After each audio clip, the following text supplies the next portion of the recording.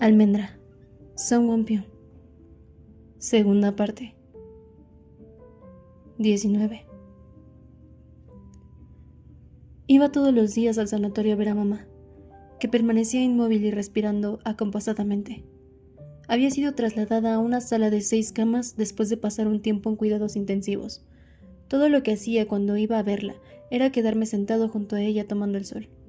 El médico me informó con frialdad de que las posibilidades de que despertara eran remotas, salvo mantenerla con vida. No había otra cosa que se pudiera hacer. Las enfermeras retiraban su orina y sus heces con gestos mecánicos y me ayudaban a acostarla cada tanto de lado para evitar que se le formaran úlceras en la espalda y la cadera. Era como mover un fardo pesado. El médico me pidió que le comunicara mi decisión. No entendí lo que me quiso decir y se lo volví a preguntar. Lo que quería saber era si estaba dispuesto a seguir pagando el tratamiento de sanatorio o si la trasladarían a un hospicio en las afueras de la ciudad donde recibiría cuidados paliativos y el coste sería más económico. La indemnización que había recibido por el seguro de vida de mi abuela me permitiría despreocuparme por un tiempo de los gastos para mantenerme. Mamá había dispuesto las cosas de esta manera, para protegerme en caso de que me quedara solo. Tuve que ir a declarar la defunción de mi abuela en la oficina municipal. El funcionario que me atendió soltó un chasquido y sacudió la cabeza sin decir nada. Poco después, se presentó un trabajador social en casa. Eché un vistazo a las condiciones en que vivía. Me explicó que existía la posibilidad de alojarme en un centro de acogida por ser menor de edad y me preguntó qué quería hacer. Yo le respondí que me diera tiempo. En realidad, no pensaba considerar esa posibilidad. Literalmente, necesitaba un poco de tiempo. 20. La casa estaba silenciosa como una tumba. Lo único que oía todo el día era mi propia respiración. En las paredes todavía estaban los carteles que habían pegado mamá y la abuela, pero no servían de nada porque ya no tenía nadie que me enseñara. Era obvio cómo sería mi vida si iba a un centro de acogida. A mí no me importaba, pero no estaba muy seguro de lo que podría ocurrir con mamá. Traté de imaginar lo que me aconsejaría ella en este caso, pero permanecía muda. Me esforcé por recordar las cosas que me decía en busca de una pista. La frase que me repetía hasta el cansancio era: «Debes vivir normalmente». Sin saber qué hacer, me puse a buscar entre las aplicaciones del móvil y me llamó la atención una que permitía hablar con el aparato. Al bajarla, apareció una pantalla de diálogo con un pequeño emoticón. «Hola». Apenas escribí esto, llegó la respuesta. «Hola». «¿Cómo estás?», pregunté. «Bien, ¿y tú?». «Yo también». «Me alegro». «¿Qué significa ser normal?». «Ser parecido a los demás». Después de una pausa, probé a escribir frases más largas. «¿Qué es ser parecido a los demás? Todo el mundo es diferente. ¿A quién debo tomar como modelo? ¿Qué me diría mamá?». «Ya está lista la comida. Ven a comer». Las respuestas llegaban al instante. Apenas apretaba el botón de enviar, como interrumpiéndome. Seguí un rato más, pero no obtuve más que frases incongruentes. Allí no iba a encontrar ninguna pista. Sin despedirme, cerré la aplicación. Todavía faltaba para que empezaran las clases. Tendría tiempo para acostumbrarme a vivir solo. Volví a abrir la librería 2 semanas después de lo sucedido. Al recorrer las estanterías, se levantó una nube de polvo. Cada tanto entraban algunos clientes y otros hacían sus pedidos por la página web. Compré a buen precio una colección de cuentos infantiles que mamá pensaba adquirir y los coloqué en el rincón más visible de la tienda. Me sentía cómodo sin tener que decir más que unas cuantas palabras al día. No tenía que exprimirme la cabeza buscando frases adecuadas a las situaciones en que me encontraba. A los clientes bastaba con decirles sí, no, un momento. Aparte de eso, todo lo que tenía que hacer era pasar la tarjeta de crédito por el lector, calcular el dinero del cambio o pronunciar mecánicamente en qué puedo ayudarle. Y que le vaya bien. Una vez, pasó una señora que daba clases de lectura para niños en el barrio y era una conocida de mi abuela. «¿Trabajas en la librería porque estás de vacaciones? ¿Dónde está tu abuela?». «Murió». La señora se quedó boquiabierta. «Sé que a los chicos de tu edad os gusta hacer bromas de este tipo, pero no está bien. ¿Qué va a decir tu abuela?», dijo frunciendo mucho el entrecejo. «Es la verdad». «¿Ah, sí? Dime entonces cómo falleció», dijo la señora, cruzándose de brazos y alzando la voz. «La acuchillaron. Fue en Nochebuena». «¡Dios mío!», exclamó, llevándose las manos a la boca. «Lo que dijeron en las noticias. ¿Cómo puede ser nuestro Señor tan poco misericordioso?».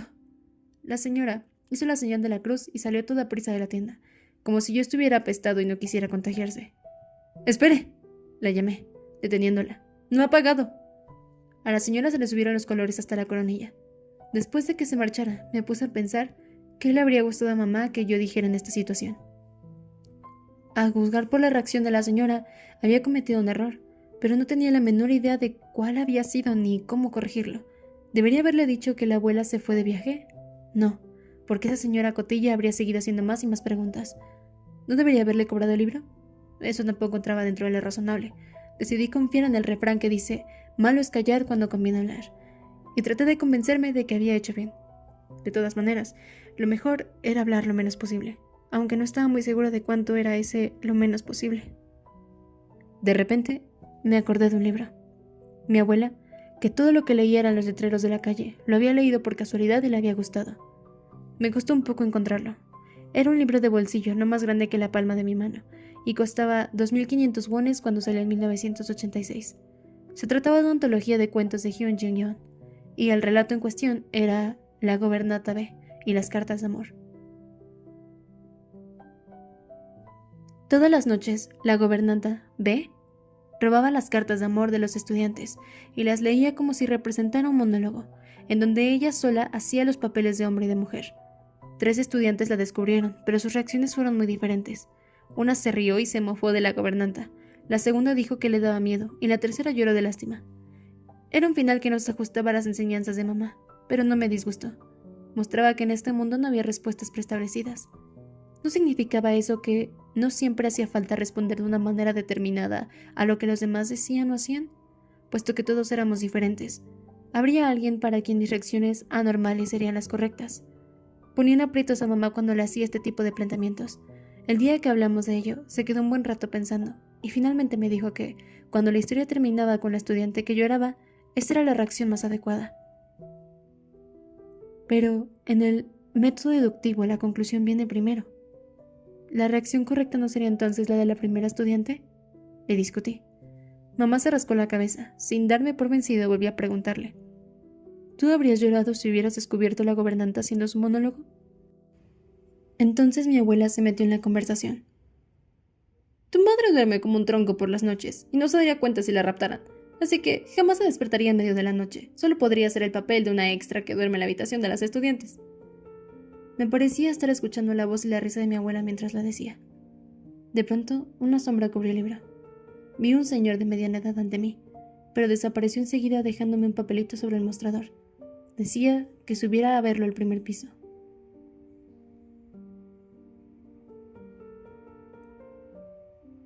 «21. La librería estaba en la planta baja de un edificio de 2 pisos. Arriba había una panadería, lo que no es muy corriente. Además, la tienda no tenía nombre y solo había un letrero destartalado que decía pan. Cuando vio por primera vez el cartel, mi abuela dijo que aquella panadería no tenía pinta de tener bollos sabrosos, aunque, para mí, era un misterio que pudiera figurarse eso con solo ver el letrero. En todo caso, los únicos panes que vendían allí eran pan de molde de leche y bollos recubiertos con miga de masa soboro o rellenos con crema. Además, el dueño abría la panadería a las 4 de la tarde. Así y todo, parecía irle muy bien, puesto que solía haber una cola de gente que llegaba hasta la planta baja. Eso nos beneficiaba de rebote, porque los que estaban al final de la fila a veces entraban a la librería a echar un vistazo. Mamá también compraba a menudo en esa tienda.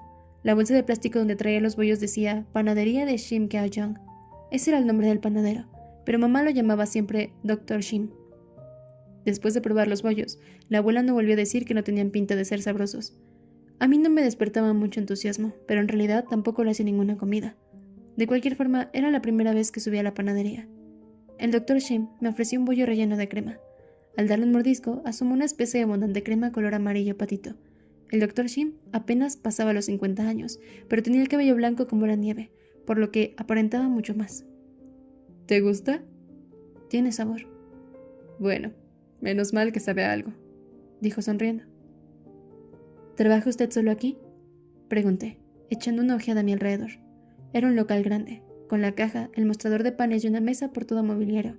En el centro había una mampara. Supuse que detrás amasaría los panes y hornearía los bollos. Sí, soy el dueño, y el único panadero. Es más cómodo así. Además, puedo hacer todo el trabajo yo solo, me dijo, dándome una respuesta innecesariamente larga. ¿Para qué quería verme, señor? Es una verdadera desgracia lo que te ha ocurrido. Lo he estado pensando mucho y me gustaría ayudarte, dijo, sirviéndome un vaso de leche. ¿De qué manera? Pues, es la primera vez que nos vemos, y quizá te cueste decírmelo, pero ¿no hay nada que necesites o algún favor que quieras pedirme? Hablaba haciendo repiquetear los dedos sobre la mesa. Debía de ser un hábito inconsciente, pero la verdad es que el ruido me molestaba. Me gustaría que dejara de hacer eso. El Dr. Shin me miró por encima de sus gafas, pero enseguida esbozó una sonrisa. ¿Has oído hablar de Diógenes? Me has hecho recordar esa historia. Cuando Alejandro Magno le dijo que estaba dispuesto a cumplirle cualquier deseo, Diógenes le dijo que se apartara porque le tapaba el sol. Pues usted no me recuerda a Alejandro Magno. Esta vez lanzó una gran carcajada y continuó diciendo: Tu madre me habló mucho de ti. Me dijo que eras un chico especial. ¿Especial? Me imaginaba en qué sentido había usado mamá esa palabra. Dejaré de dar golpecitos de la mesa, pero es una manía que tengo y no será fácil quitármela, dijo, cerrando el puño. Esperaba que me pidieras un favor, que me costara más. ¿Que le costara más? Sí, como una ayuda económica o algo así. Quizá tengas dificultades para arreglártela solo. Tengo el seguro de mi abuela. Por el momento estoy bien. Tu madre me pidió en varias ocasiones que me ocupara de ti si llegaba a ocurrirle algo. Ella y yo éramos muy buenos amigos. Tu madre era de esas personas que lo hacen sentirse bien a uno. Me di cuenta de que hablaba en tiempo pasado y le pregunté: ¿Ha ido a verla al sanatorio? El Dr. Shin asintió con la cabeza, bajando un poco las comisuras de la boca. Si se trataba de una expresión de tristeza por lo que le había ocurrido, mamá se alegraría de saberlo. Ella me había enseñado que compartir la aflicción ajena era algo bueno, como la regla de matemáticas, menos por menos más. ¿Por qué lo llaman doctor? Porque lo fui, pero ya no lo soy. Un cambio de profesión interesante. El Dr. Shin volvió a lanzar una carcajada. Como comprobé, las siguientes veces que nos vimos, siempre se reía de mis comentarios, aunque no los hubiera dicho con la intención de ser chistoso. ¿Te gustan los libros? Sí, solía ayudarla con el trabajo de la librería. Entonces hagamos esto. Sigue adelante con la tienda. Soy el propietario de este edificio y no te cobraré la renta. Además, te pagaré por tu trabajo. Guarda el seguro para cuando vayas a la universidad o tengas otro gasto importante, y cubre tus gastos con el sueldo que te voy a dar. Si estás de acuerdo, me encargaré de resolver los trámites más complicados. Le respondí que lo pensaría, como lo había hecho con el trabajador de seguridad social que vino a verme. Había aprendido que, cuando alguien hace una oferta poco corriente, lo mejor es no apresurarse. Cualquier problema que tengas, dímelo. Ha sido grato hablar contigo, mucho más de lo que creía. Me he llevado una gran sorpresa, y, ya que vas a encargarte de la librería, hazlo lo mejor que puedas. ¿Por casualidad, usted salía con mi madre?, le pregunté antes de irme. El Dr. Shin abrió los ojos, pero enseguida los entrecerró. ¿Te di esa impresión? Tan solo éramos amigos, muy buenos amigos, dijo, mientras la sonrisa de su cara se disipaba lentamente.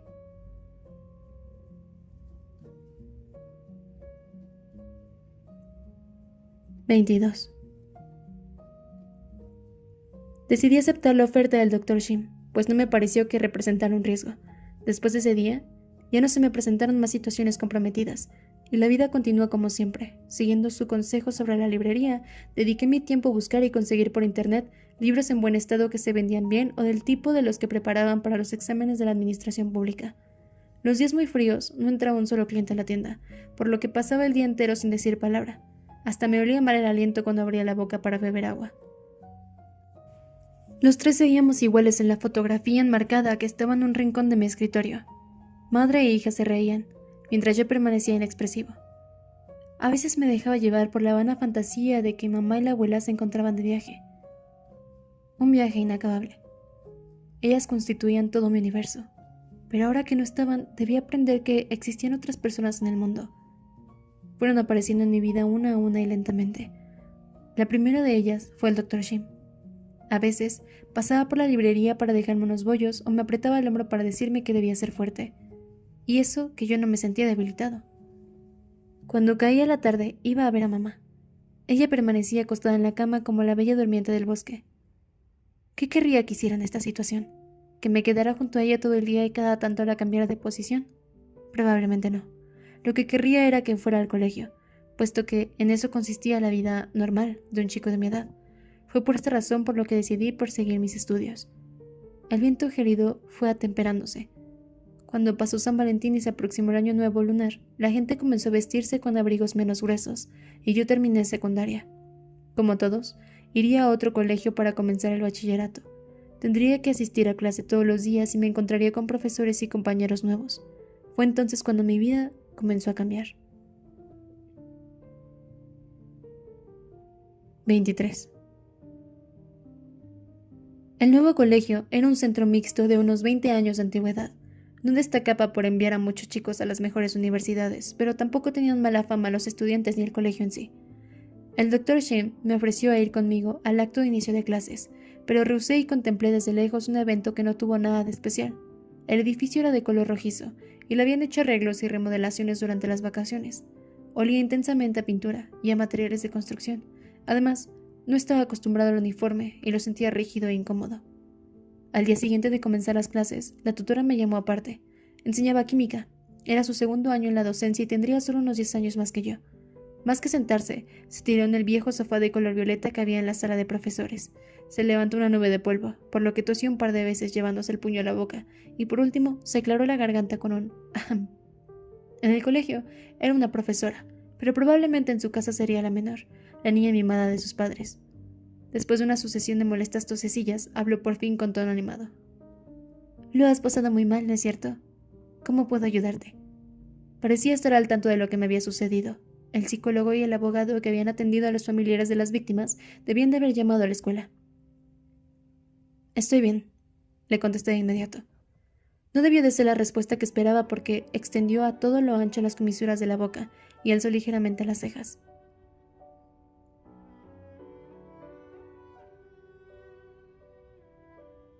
La cosa se destapó el día siguiente. En la última hora, la profesora había hecho el gran esfuerzo de aprenderse de memoria los nombres de todos los alumnos de su clase, pero nadie parecía muy conmovido por eso.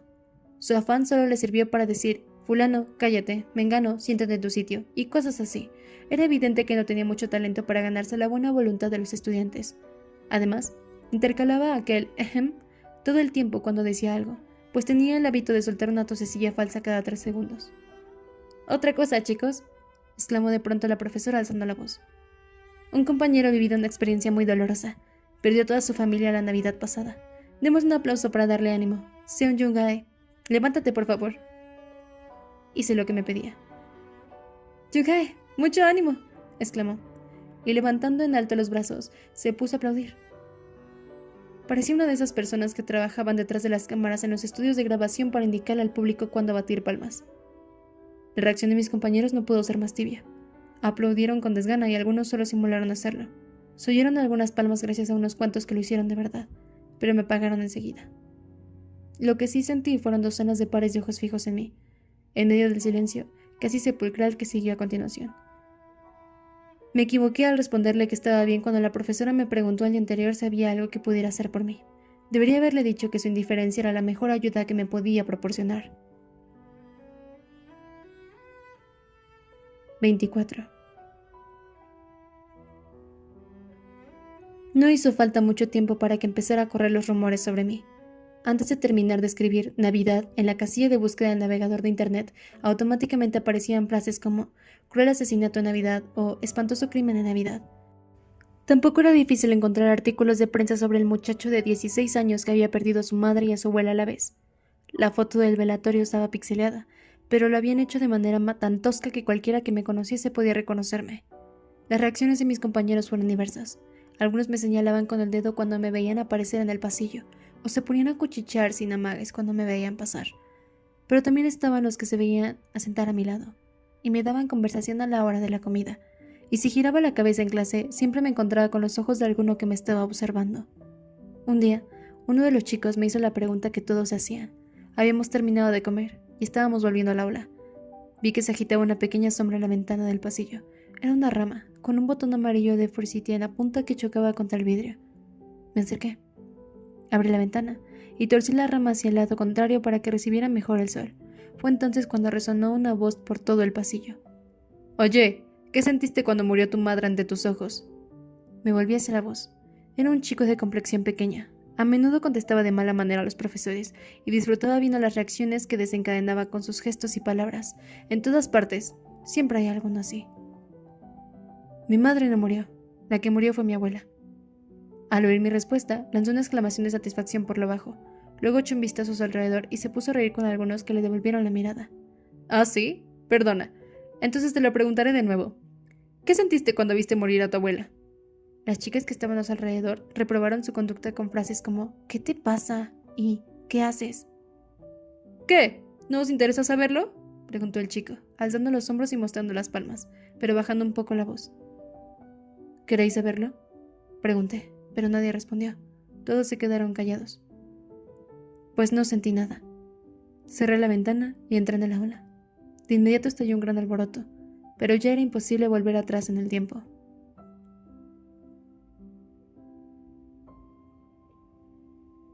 «25. Me hice bastante famoso después de aquel incidente. Por supuesto, no era una fama buena o positiva. Cuando pasaba por los pasillos, los chicos hacían a un lado como si se dividieran las aguas del mar y podía oír sus cuchicheos. «¡Es él! ¡Es él!» o «¿Y eso que parece normal?» Cosas así. Hasta venían los estudiantes de segundo y tercer año en nuestro pasillo para conocerme. Yo era el chico que había estado en el lugar del crimen, el que había visto con sus propios ojos cómo alguien de su familia moría desangrando, el mismo que, aún así, era capaz de decir que no había sentido nada sin que se le moviera un pelo. Muy pronto, los rumores se desbordaron. Comenzaron a aparecer chicos que decían haber estado en la misma clase que yo en primaria o secundaria y habían sido testigos de mi extraño comportamiento. Como suelen ser todos los rumores, eran bastante exagerados. Decían que mi coeficiente intelectual era de 200 y que podía apuñalar a cualquiera que se me acercara demasiado. Hasta llegaron a asegurar que era yo el que había matado a mi madre y a mi abuela. Mi mamá solía explicarme que en un grupo siempre hacían falta los chivos expiatorios. Si había querido enseñarme algo tan cruel era porque sabía que las probabilidades de que yo fuese uno eran muy altas. Ahora que ni ella ni mi abuela estaban conmigo, su temor se había hecho realidad. Los chicos percibieron enseguida que yo no mostraba ninguna reacción a lo que me decían, y de inmediato se pusieron a bombardearme con preguntas y a hacerme bromas pesadas sin el menor titubeo. Yo no tenía mamá, para que añadiera nuevas situaciones a la lista y creara los supuestos diálogos posibles, así que quedé en un estado total de indefensión. Y no solo eso, también me convertí en el tema de discusión del claustro de profesores. Al parecer, habían recibido las llamadas de algunos padres quejándose de que mi presencia en la clase perturbaba la atmósfera de estudio y la concentración de los chicos, a pesar de que yo no había hecho nada para atraer la atención. Los profesores sencillamente no me comprendían. El Dr. Shim tuvo que venir al colegio para tener una larga charla con mi tutora. Esa noche, nos sentamos los dos frente a frente en un restaurante chino con sendos platos de tallarines y jajangmyeon de por medio. El Dr. Shim no fue al grano hasta que terminé de comer. Dio muchas vueltas para explicarse, pero, en resumen, opinaba que tal vez la escuela no fuese lo mejor para mí. ¿Quiere que deje el colegio? El Dr. Shim negó con la cabeza. Nadie te puede pedir eso. Lo que quiero decir es que no sé si podrás aguantar ese trato. Es algo que puede continuar hasta que te hagas adulto. A mí no me importa mucho. Usted ya conoce mi problema. Se lo habrá explicado mamá. No creo que a tu madre le guste que pases por algo así. Lo que quería mamá era que tuviera una vida normal, aunque la verdad es que a veces no estoy muy seguro de qué significa eso. Lo que quería era que tuvieras una vida corriente, como la de todo el mundo. Corriente, murmuré para mí. Probablemente el Dr. Shim no se equivocaba. Mamá quería que fuera igual a los demás, que tuviera una vida sin grandes vicisitudes, que fuera a la escuela como los otros chicos, que me graduara, que con un poco de suerte estudiara en una universidad, que consiguiera un empleo más o menos bueno, que me casara con alguien que me gustara, que formara una familia, que tuviera hijos, cosas así. Cosas que venían a ser lo mismo que su deseo de que no llamara la atención. Los padres esperamos mucho de nuestros hijos, pero cuando vemos que no es posible que lo logren, nos conformamos con que sean como el resto del mundo, y pensamos que eso es lo mínimo que se puede esperar de ellos. Pero si se piensa bien, una vida común y corriente a veces es lo más difícil de alcanzar. Lo que en el fondo había querido mi abuela para mamá era que tuviera una vida como la de todo el mundo, ya que ella no la había tenido. Como decía el Dr. Shim, no era fácil ser como todos. La gente habla a la ligera e incluso desdeña ser común y corriente, pero ¿cuántos gozan de la tranquilidad que implica este tipo de vida? Para mí en particular era algo casi irrealizable. porque precisamente no había nacido como el resto del mundo, ni tampoco había nacido con dotes especiales, así que yo no era más que un chico raro que estaba perdido en algún punto entre ambos extremos. Por ello, decidí aceptar el desafío de ser como el resto del mundo. Voy a seguir yendo al colegio. Esta fue la conclusión de nuestra conversación. El doctor Shim asintió con la cabeza y dijo: La cuestión es cómo. Déjame darte un consejo. Cuanto más uses tu mente, más se desarrollará. Si la usas mal, cultivarás la parte mala, pero si la usas bien, cultivarás la parte buena. Tengo entendido que tienes una zona de tu cerebro menos desarrollada que las demás. Yo creo que si la ejercitas, podrás hacer que cambie. Me ejercito mucho. Mire, por ejemplo, hago esto, dije, subiendo todo lo que pude las comisuras de los labios, aunque sabía muy bien que mi sonrisa no se parecía en nada a la de los demás. Díselo a tu madre. ¿Qué? Que has empezado el bachillerato y que te va bien en el colegio. Se alegrará mucho. No servirá de nada. Ella no puede oír. El doctor Shim no dijo nada más, y pensé que me daba la razón. 26. La lluvia primaveral resbalaba en largas gotas por el cristal de la ventana. A mamá le agradaba la lluvia. Decía que le gustaba cómo olía, pero ahora no podía oír siquiera su repiqueteo. ¿Olor a lluvia? No era más que el olor que se desprendía del asfalto mojado. Sentado junto a su cama, le tomé la mano. Su piel se había vuelto áspera. Cogí la crema hidratante con aroma de rosas y se la puse en las mejillas y las manos. Luego salí de la sala para ir a cenar. En el instante en que se abrió el ascensor, me crucé con la mirada de una persona. Fue la que me presentó al monstruo, la que hizo que nuestras vidas se encontraran. Era un señor, de mediana edad, de cabellos grises. Vestía de un modo impecable, pero caminaba con los hombros caídos y tenía los ojos vidriosos. Si su expresión no hubiera sido alegre, habría podido decir que era guapo. Sin embargo, se veía demacrado e incluso abatido. Cuando nos cruzamos en el ascensor, sus pupilas se agrandaron de un modo indudable. Presentí que lo volvería a ver muy pronto.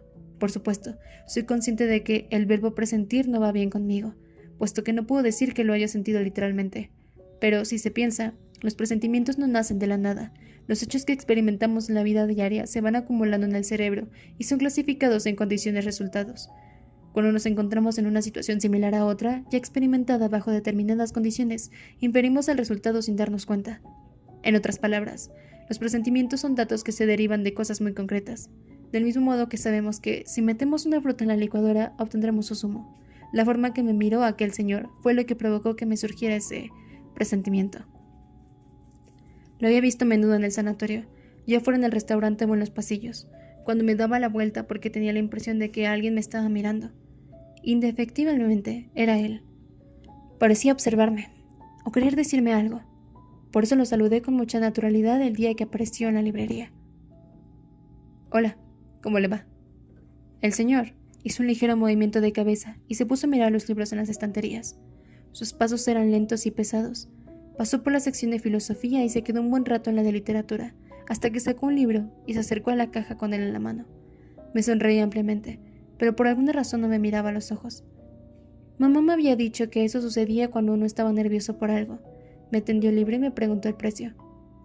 1.000.000 de wones, le respondí. Es mucho más caro de lo que pensaba, dijo, hojeándolo de un lado y del otro.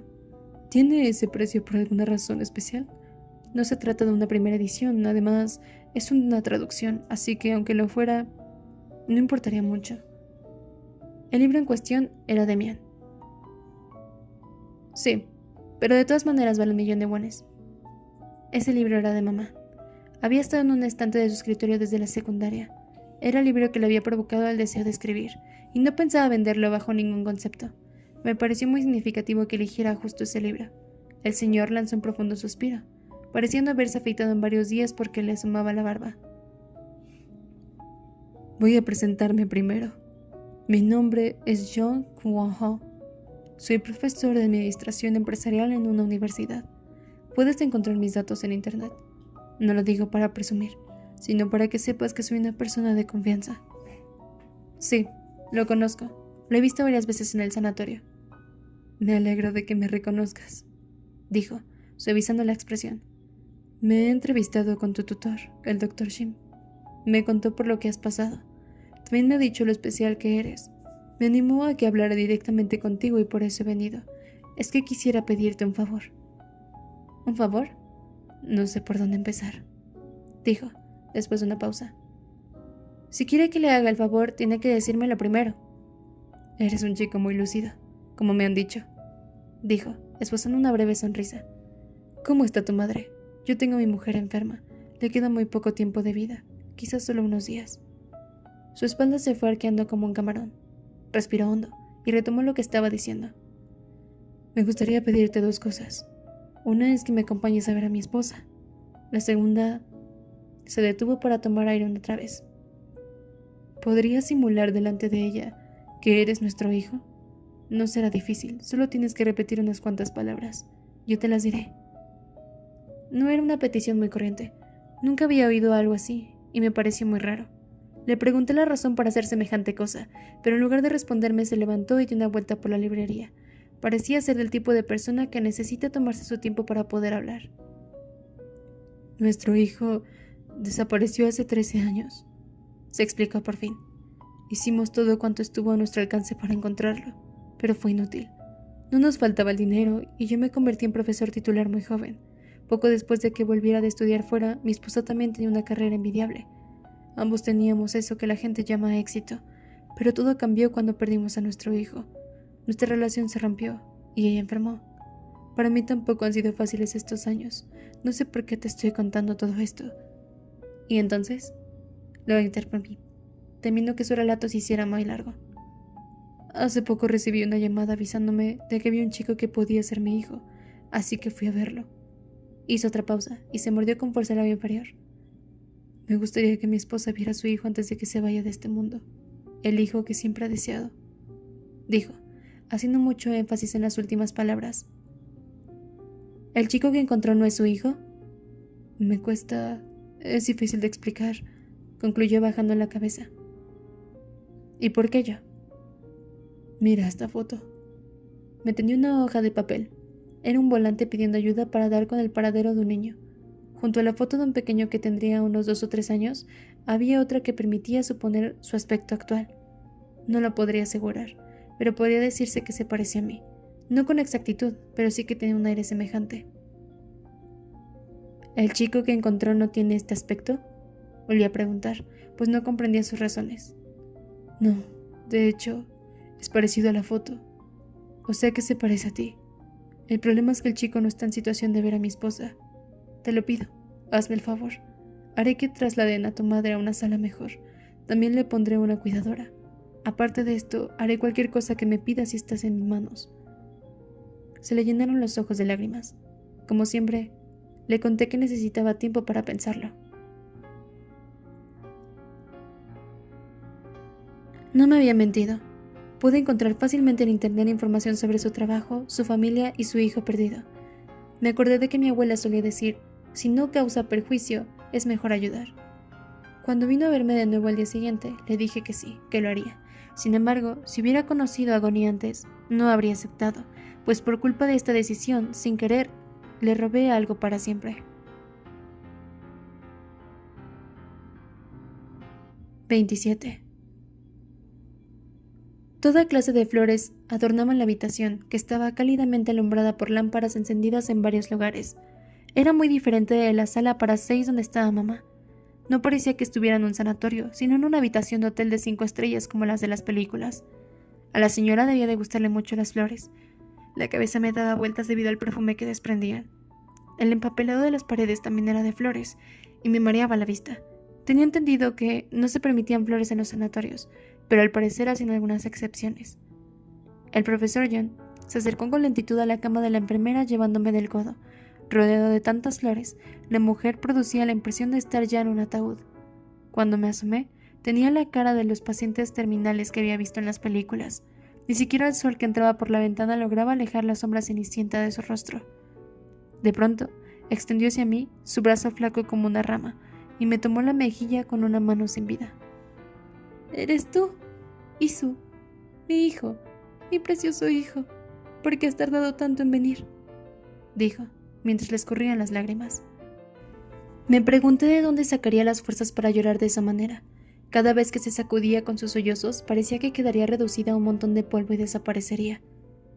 Perdóname, hijo. Quería hacer muchas cosas contigo, comer y viajar juntos, ver cómo crecías, pero nada salió como esperaba. A pesar de todo, me has convertido en un espléndido muchacho. Gracias, hijo. Repitió más de una docena de veces las palabras gracias y perdóname, y se puso a llorar otra vez. Después, hizo un esfuerzo y trató de sonreír. Durante los 30 minutos que estuve allí, no me soltó la mano ni dejó de acariciarme las mejillas. Se podría decir que derramó sobre mí las últimas y pocas energías que le quedaban. No dije mucho. Cuando ella se interrumpió por un momento, el profesor John me hizo una seña y pronuncié las palabras que tenía preparadas. Dije que había crecido con una buena familia, sin pasar grandes dificultades, y que de ahora en adelante viviría con papá y estudiaría mucho, y que no tenía nada de qué preocuparse. No olvidé decir esto último con una ligera sonrisa. Debía de estar rendida, porque se le cerraron los ojos. ¿Puedo abrazarte? Fue lo último que me dijo. Con sus brazos delgados como ramas secas, me rodeó con fuerza la espalda.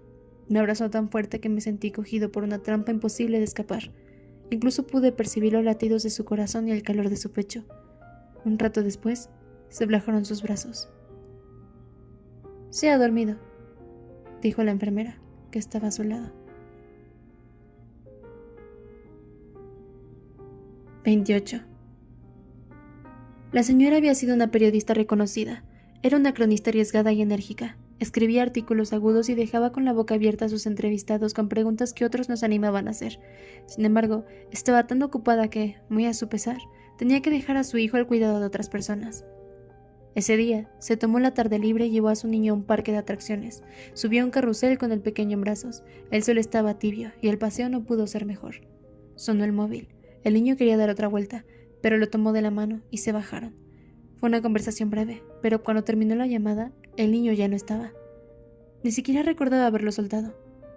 En ese entonces no había cámaras de seguridad en todas partes como ahora, y las pocas instaladas dejaban muchos puntos ciegos.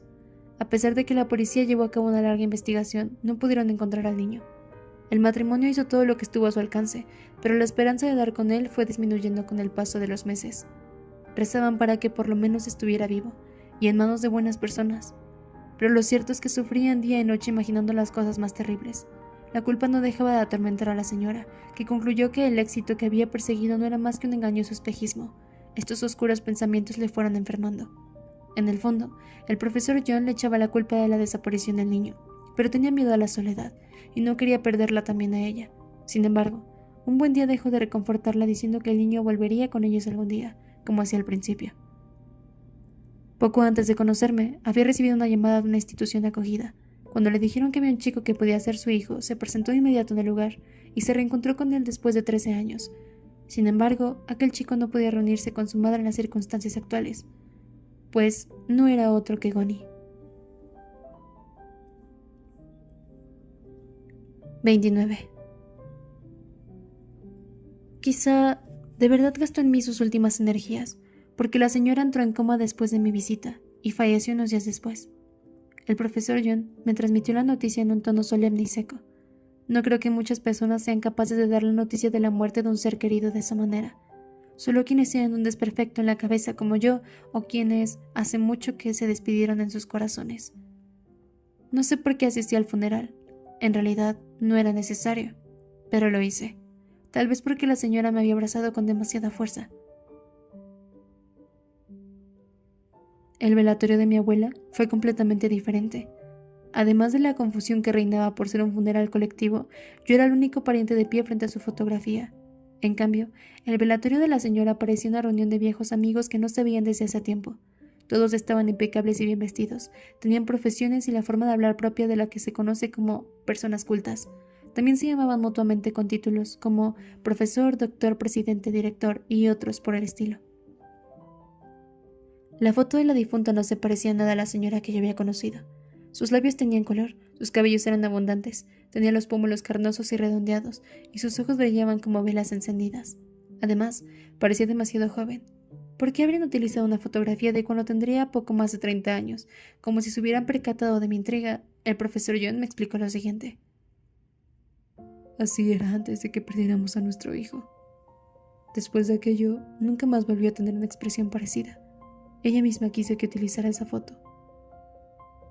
Encendí una varilla de incienso e hice una reverencia. El tan anhelado deseo de reencontrarse con su hijo se había cumplido antes de morir. Al menos, así lo había creído. Si hubiera sabido quién era en realidad su hijo, había sido menos feliz. Pensé que mi deber había concluido y estaba a punto de irme, cuando sentí una especie de ráfaga fría. El aire gélido se expandió con rapidez. Todos se callaron como si hubieran sufrido el asalto de un silencio ineludible. Algunos se quedaron como congelados y con la palabra en la boca, como si se hubieran puesto de acuerdo. Las miradas convergieron en un solo sitio. Ahí estaba él.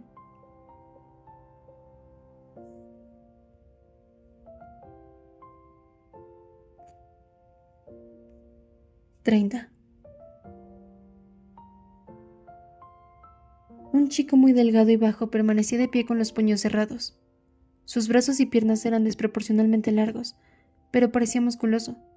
Era un físico que recordaba al protagonista del manga japonés, Joe del mañana. Sin embargo, no era un cuerpo conseguido a base de ejercicios y entrenamiento, sino como el que tenían los chicos pobres en los documentales de la televisión. Un cuerpo tallado por el afán de rebuscar todo el día en la basura y andar detrás de los turistas mendigando $1 para sobrevivir. Su piel era morena, pero no brillaba. Debajo de las cejas espesas como sombras, un par de pupilas de color negro azabache observaban desafiantes a la concurrencia. Lo que había hecho callar a la gente era esa mirada. La mirada de una fiera que muestra los colmillos aunque nadie tenga la intención de hacerle daño. El chico lanzó un escupitajo al suelo. Parecía ser su manera oficial de saludar a la gente. Como ya lo había hecho antes, así era. No fue en el velatorio la primera vez que nos vimos. Días atrás, había llegado un estudiante nuevo a mi clase. Se abrió la puerta del aula y entró un chico. Era Gonnie. Se quedó de brazos cruzados y apoyado en una sola pierna. Era su forma de demostrar que no estaba intimidado delante de tantos desconocidos. La profesora titubeó un poco, como si la nueva fuera ella, y luego le dijo a Gonnie que se presentara. «Mejor hágalo usted», dijo, pasando el peso de su cuerpo a la otra pierna. Estallaron las risas, y algunos estaban aplaudiendo y gritaron. La profesora se puso colorada y agitó las manos para callar a la clase. «Este es Janisu. Ahora, saluda a los chicos». Gonnie lanzó una interjección de fastidio e hizo un brusco movimiento con la cabeza haciendo sonar los huesos del cuello. A continuación, empujó uno y otro lado del interior de sus mejillas con la lengua, esbozó una sonrisa sardónica y finalizó con un escupitajo. «Ya está, ¿no?». Se oyeron unos gritos ensordecedores de entusiasmo, pero a diferencia de antes, también algunos insultos. En otras circunstancias, la profesora habría puesto orden y habría dicho que le siguiera de inmediato a la sala de profesores. Esta vez no dijo nada, y miró hacia otro lado. Solamente se puso más roja por el esfuerzo que hizo para tragarse las palabras. Apenas una hora después de su presentación, Gonnie se marchó del colegio. De inmediato comenzó la caza de sus datos personales. No habían pasado 30 minutos y ya todos sabían dónde había estado y qué había hecho antes de llegar a nuestro colegio. Uno de los chicos difundió la información que le dio un primo suyo, el cual iba a la misma escuela a la que había ido Gonnie después de salir del orfanato. A petición de todos, el chico llamó a su primo por teléfono y puso en manos libres. Toda la clase se ubicó en torno a él, mostrando un espíritu de unión nunca visto. Algunos incluso se subieron a los pupitres para escuchar mejor. Yo me quedé lejos, pero pude oír con claridad lo que decían.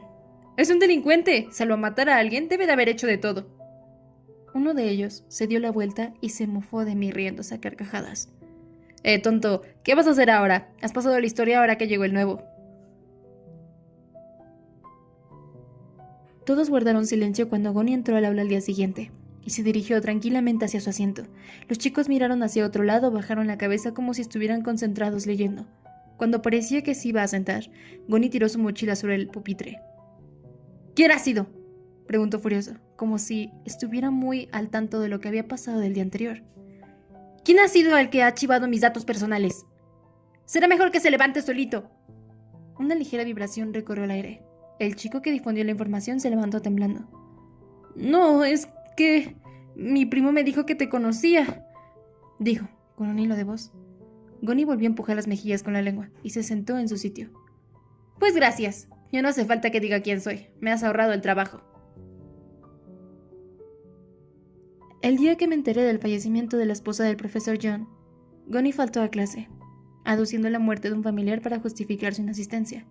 Ni se me cruzó por la cabeza que pudiera ser el verdadero hijo de la señora que acababa de morir.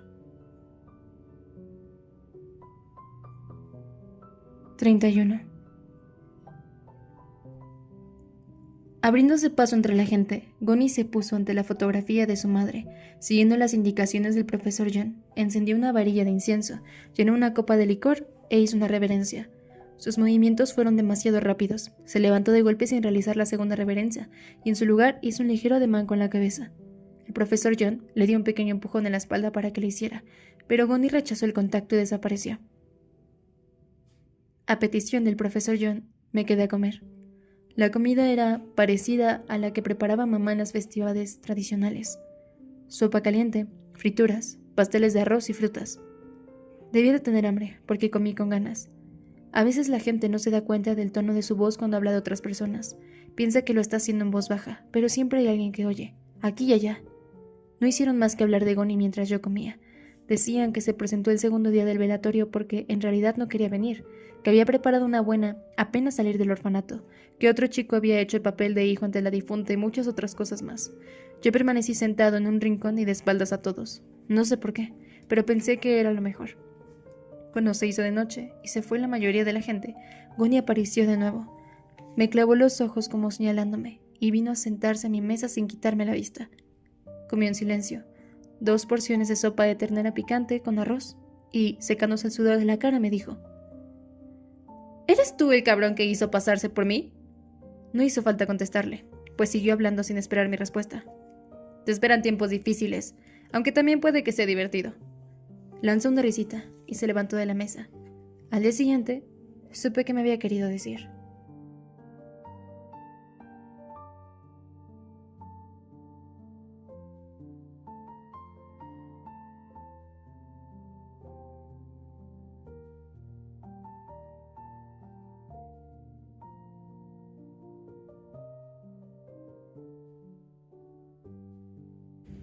«32. Siempre había 2 chicos andando detrás de Gonny. Uno flacucho que hacía las veces de secretario y transmitía sus palabras y otro grandote que hacía de guardaespaldas. Sin embargo, los 3 no parecían muy amigos. Más bien daba la impresión de andar juntos por una especie de relación contractual o un objetivo en común que los unía. En todo caso, el molestarme se convirtió en el nuevo pasatiempo de Gonny, como si fuera una de esas cajas sorpresa de las que al abrirse saltó un muñeco. Aparecía cuando menos lo esperaba. Se emboscaba en el kiosco del colegio para lanzarme un golpe, o se paraba al final del pasillo para ponerme el pie y hacerme tropezar. Cada vez que tenía éxito con esas triquiñuelas, se reía grandes carcajadas como si celebrara un gran triunfo, y era imitado por los 2 que lo escoltaban, que hacían eco de sus risas. Yo no le respondía de ningún modo. Fue creciendo en todos el miedo a Gonny y la lástima hacia mí, pero nadie le dijo a la profesora lo que pasaba, en parte porque sabían que les acarrearía consecuencias molestas, pero también porque yo no daba muestras de necesitar ayuda. La actitud de la mayoría consistía en asistir como espectadores al número que se montaba a los 2 tipos raros de la clase. Sabía de sobra cuál era la reacción que Gonny esperaba de mí. Ya había conocido chicos de ese tipo en primaria y secundaria. Lo que buscaban era ver cómo se les desfiguraba la cara de la angustia a quienes hostigaban y que luego les rogaran llorando que los dejaran tranquilos. En general, usaban la fuerza para conseguir lo que querían. Sin embargo, yo sabía que, si lo que ansiaba Gonny era ver el más mínimo cambio de expresión en mi cara, jamás lo lograría. De hecho, cuanto más lo intentara, más crecería su frustración.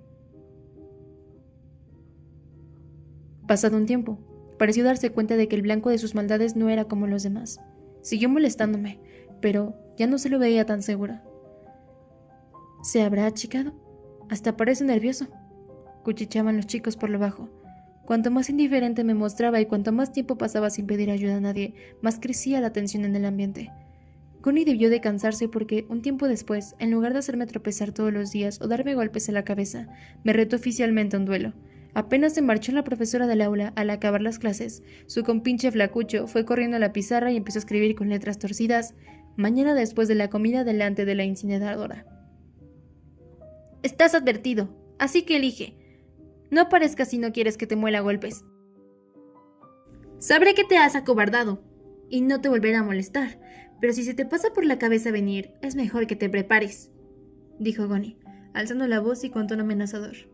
Me colgué la mochila y me levanté del pupitre sin responderle. Gonny me tiró un libro a la nuca. «¿Me has oído? Si no quieres que te mate a golpes, ni te asomes». Gonny se había puesto rojo de furia y jadeaba. «No pienso evitarte. Voy a ir por donde voy siempre. Si no estás, no pasará nada. pero si estás, nos encontraremos. Y ya está. Le respondí, sin alzar la voz, y me fui del aula tranquilamente, dando la espalda a los insultos que me lanzaba. Todo lo que pensé fue que Gonny se estaba fastidiando a sí mismo con sus tonterías.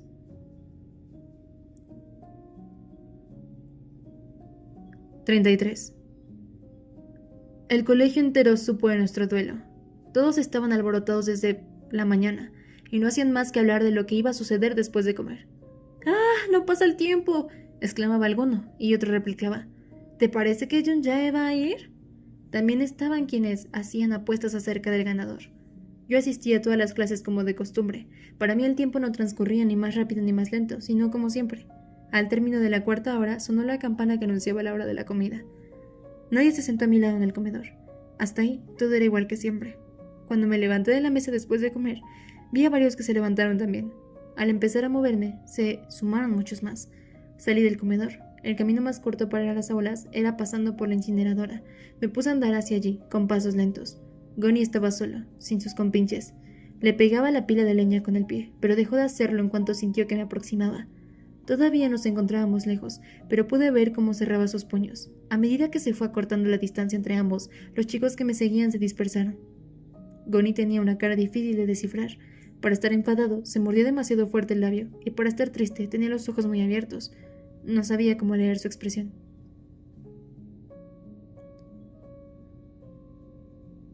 ¡Se ha acobardado! ¡No sabe qué hacer el Isu ese!, gritó alguien. Ahora solo nos separaban unos cuantos pasos de distancia. Yo continué andando a la misma velocidad. Lo único que quería era llegar cuanto antes a la aula para echarme una siesta corta con la cabeza entre los brazos, ya que siempre me entraba sueño después de comer. Casi sin darme cuenta, pasé de largo a Gonny, como si fuera parte del paisaje. Oí unos gritos y algo me dio en la nuca. Quizá no había apuntado bien, pues solo me rozó, sin que llegara a dolerme. Sin embargo, antes de que me diera la vuelta, recibí una patada que me hizo caer de bruces. «Te dije que no aparecieras, tonto. Te lo has buscado tú solo», dijo, haciendo coincidir las pausas con las patadas. Sus golpes se fueron haciendo cada vez más fuertes. Dejé escapar algunos quejidos, y se me acumuló la sangre en la boca mientras seguía tumbado en el suelo, pero no podía darle lo que él quería. «¿Qué clase de bicho eres?», gritaba Gonny, con la cara crispada, como si fuera a echarse a llorar. Los chicos que contemplaban el espectáculo comenzaron a inquietarse. «¡Le puede pasar algo! ¡Que alguien avise a la profesora!». Cuando Gonny oyó estas voces que se destacaban entre la bulla generalizada, se dio la vuelta y, paseando la mirada por los presentes, gritó: «¿Quién ha sido? ¡Salid al frente en lugar de murmurar a mis espaldas!». Entonces comenzó a coger cuanto objeto había en el suelo para tirárselo a los mirones. Volaron por el aire latas vacías, trozos de madera y botellas. Los chicos se asustaron y salieron corriendo y gritando. Era una escena que yo conocía bien. Cuando sucedió lo de mamá y la abuela, la gente se comportó de un modo parecido. No podía dejar que pasara lo mismo. Escupí la sangre que me llenaba la boca y le dije: «No sigas. No puedo darte lo que quieres». «¿Qué?», gritó Gonny, bufando. «Para darte lo que quieres, tendría que actuar, y eso me cuesta mucho trabajo. De hecho, no puedo. Me es imposible, así que no sigas. Todos parecen tenerte miedo, pero en el fondo se ríen de ti». Gonny miró a su alrededor. Se hizo el silencio. Era como si el tiempo se hubiera detenido. La espalda de Gonny se arcó como la de un gato enfurecido y gritó: «¡Idos todos al diablo!». Comenzó entonces a lanzar una sarta de insultos y maldiciones sin parar, exhibiendo una rabia imposible de describir.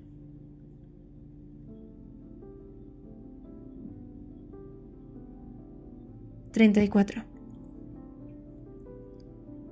El verdadero nombre de Gonny era John Isu, como lo había presentado a la profesora el primer día.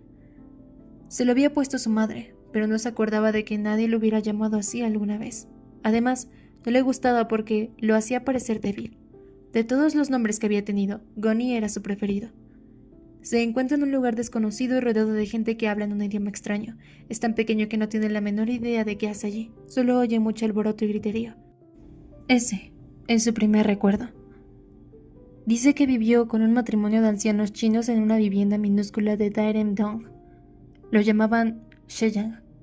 Durante varios años no lo dejaron salir a la calle, y seguramente por esta razón fue imposible dar con su paradero en los primeros tiempos. Los ancianos desaparecieron cuando se presentaron los inspectores de inmigración en busca de ilegales en la zona, y Gonny pasó de una familia a otra hasta que acabó en un orfanato. Todos creían que era el nieto de esos ancianos. Como no había registros oficiales de que se hubieran vuelto a su país, no se abrió una investigación y buscaron a sus verdaderos padres. Después de pasar un tiempo en aquel orfanato, fue adoptado por un matrimonio sin hijos.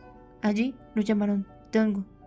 Sin embargo, no lo tenían en las mejores condiciones, y cuando la mujer dio a luz un hijo propio 2 años después, solicitaron la anulación de la adopción. Goni volvió al orfanato, pero tuvo que ser internado varias veces en un reformatorio por sus fechorías. El nombre de Goni se lo había puesto él mismo cuando estaba en el centro de la esperanza. ¿Qué significa? ¿Se puede escribir en caracteres chinos? No, yo no me complico la vida, simplemente se me ocurrió, me dijo, esbozando una sonrisa irónica.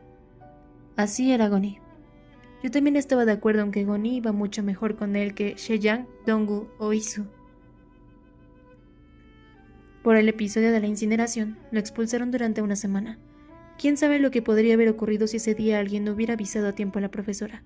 Citaron al profesor John a la escuela y tuvo que sentarse cara a cara con el Dr. Shim, mi tutor oficial. Este se mostró bastante indignado, pero no alzó la voz y dijo que lamentaba haberle dado su permiso para ponerse en contacto conmigo. Con la cabeza hundida en los hombros, el profesor John escuchó en silencio a la profesora, que le explicó que tendría que cambiar a Goni de escuela si no mejoraba su comportamiento después de la expulsión.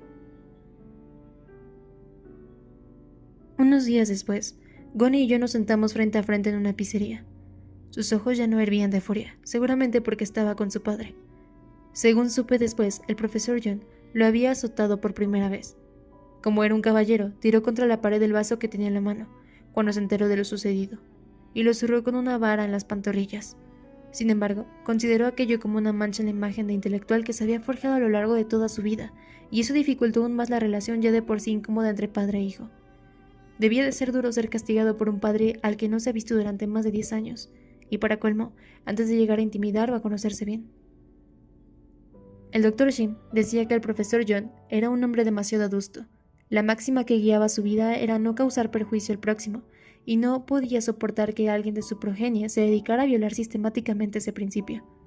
Su enojo, porque el hijo que tanto había esperado se comportara de esta manera, era mucho más grande que la compasión que le despertaba. En consecuencia, eligió el camino de azotar a Goni y pedir perdón a todo el mundo. Se disculpó con los profesores, con los compañeros de su hijo y también conmigo. Hacer que nos sentáramos en una pizzería y pedir el plato más caro fue también una forma de pedir perdón. El profesor puso sus manos en las rodillas y repitió varias veces las mismas frases en voz alta para que las oyera Goni. Su voz temblaba y no me miraba a los ojos. Te ofrezco mis sinceras disculpas por lo que tuviste que sufrir. Es mi culpa. Yo tomé la pajita y serví con lentitud mi Coca-Cola. Parecía que la disculpa no fuera a acabar nunca, y a medida que el profesor hablaba, la expresión de Goni se fue endureciendo. Me hacía ruido la panza y la pizza en el centro de la mesa se estaba enfriando. No siga, por favor. No he venido para oír sus disculpas. En todo caso, quien las tiene que pedir es su hijo, así que le agradecería que nos dejara solos. El profesor se había sorprendido, porque abrió mucho los ojos. Goni también levantó las cejas. ¿Estarás bien? Sí. Si llega a pasar algo, lo llamaré. Goni resopló por la nariz. El profesor tosió unas cuantas veces, pero luego se puso en pie con torpeza.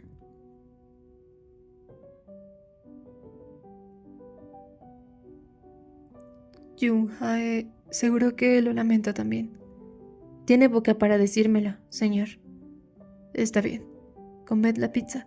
Llámame si ocurre algo. Lo haré. Antes de marcharse, apoyó su mano con pesadez sobre el hombro de Goni. Este no hizo ningún gesto de rechazo, pero apenas se marchó su padre, se limpió el hombro con la mano. 35. La Coca-Cola burbujeaba como si hirviera, pues Goni no dejaba de soplar con la pajita.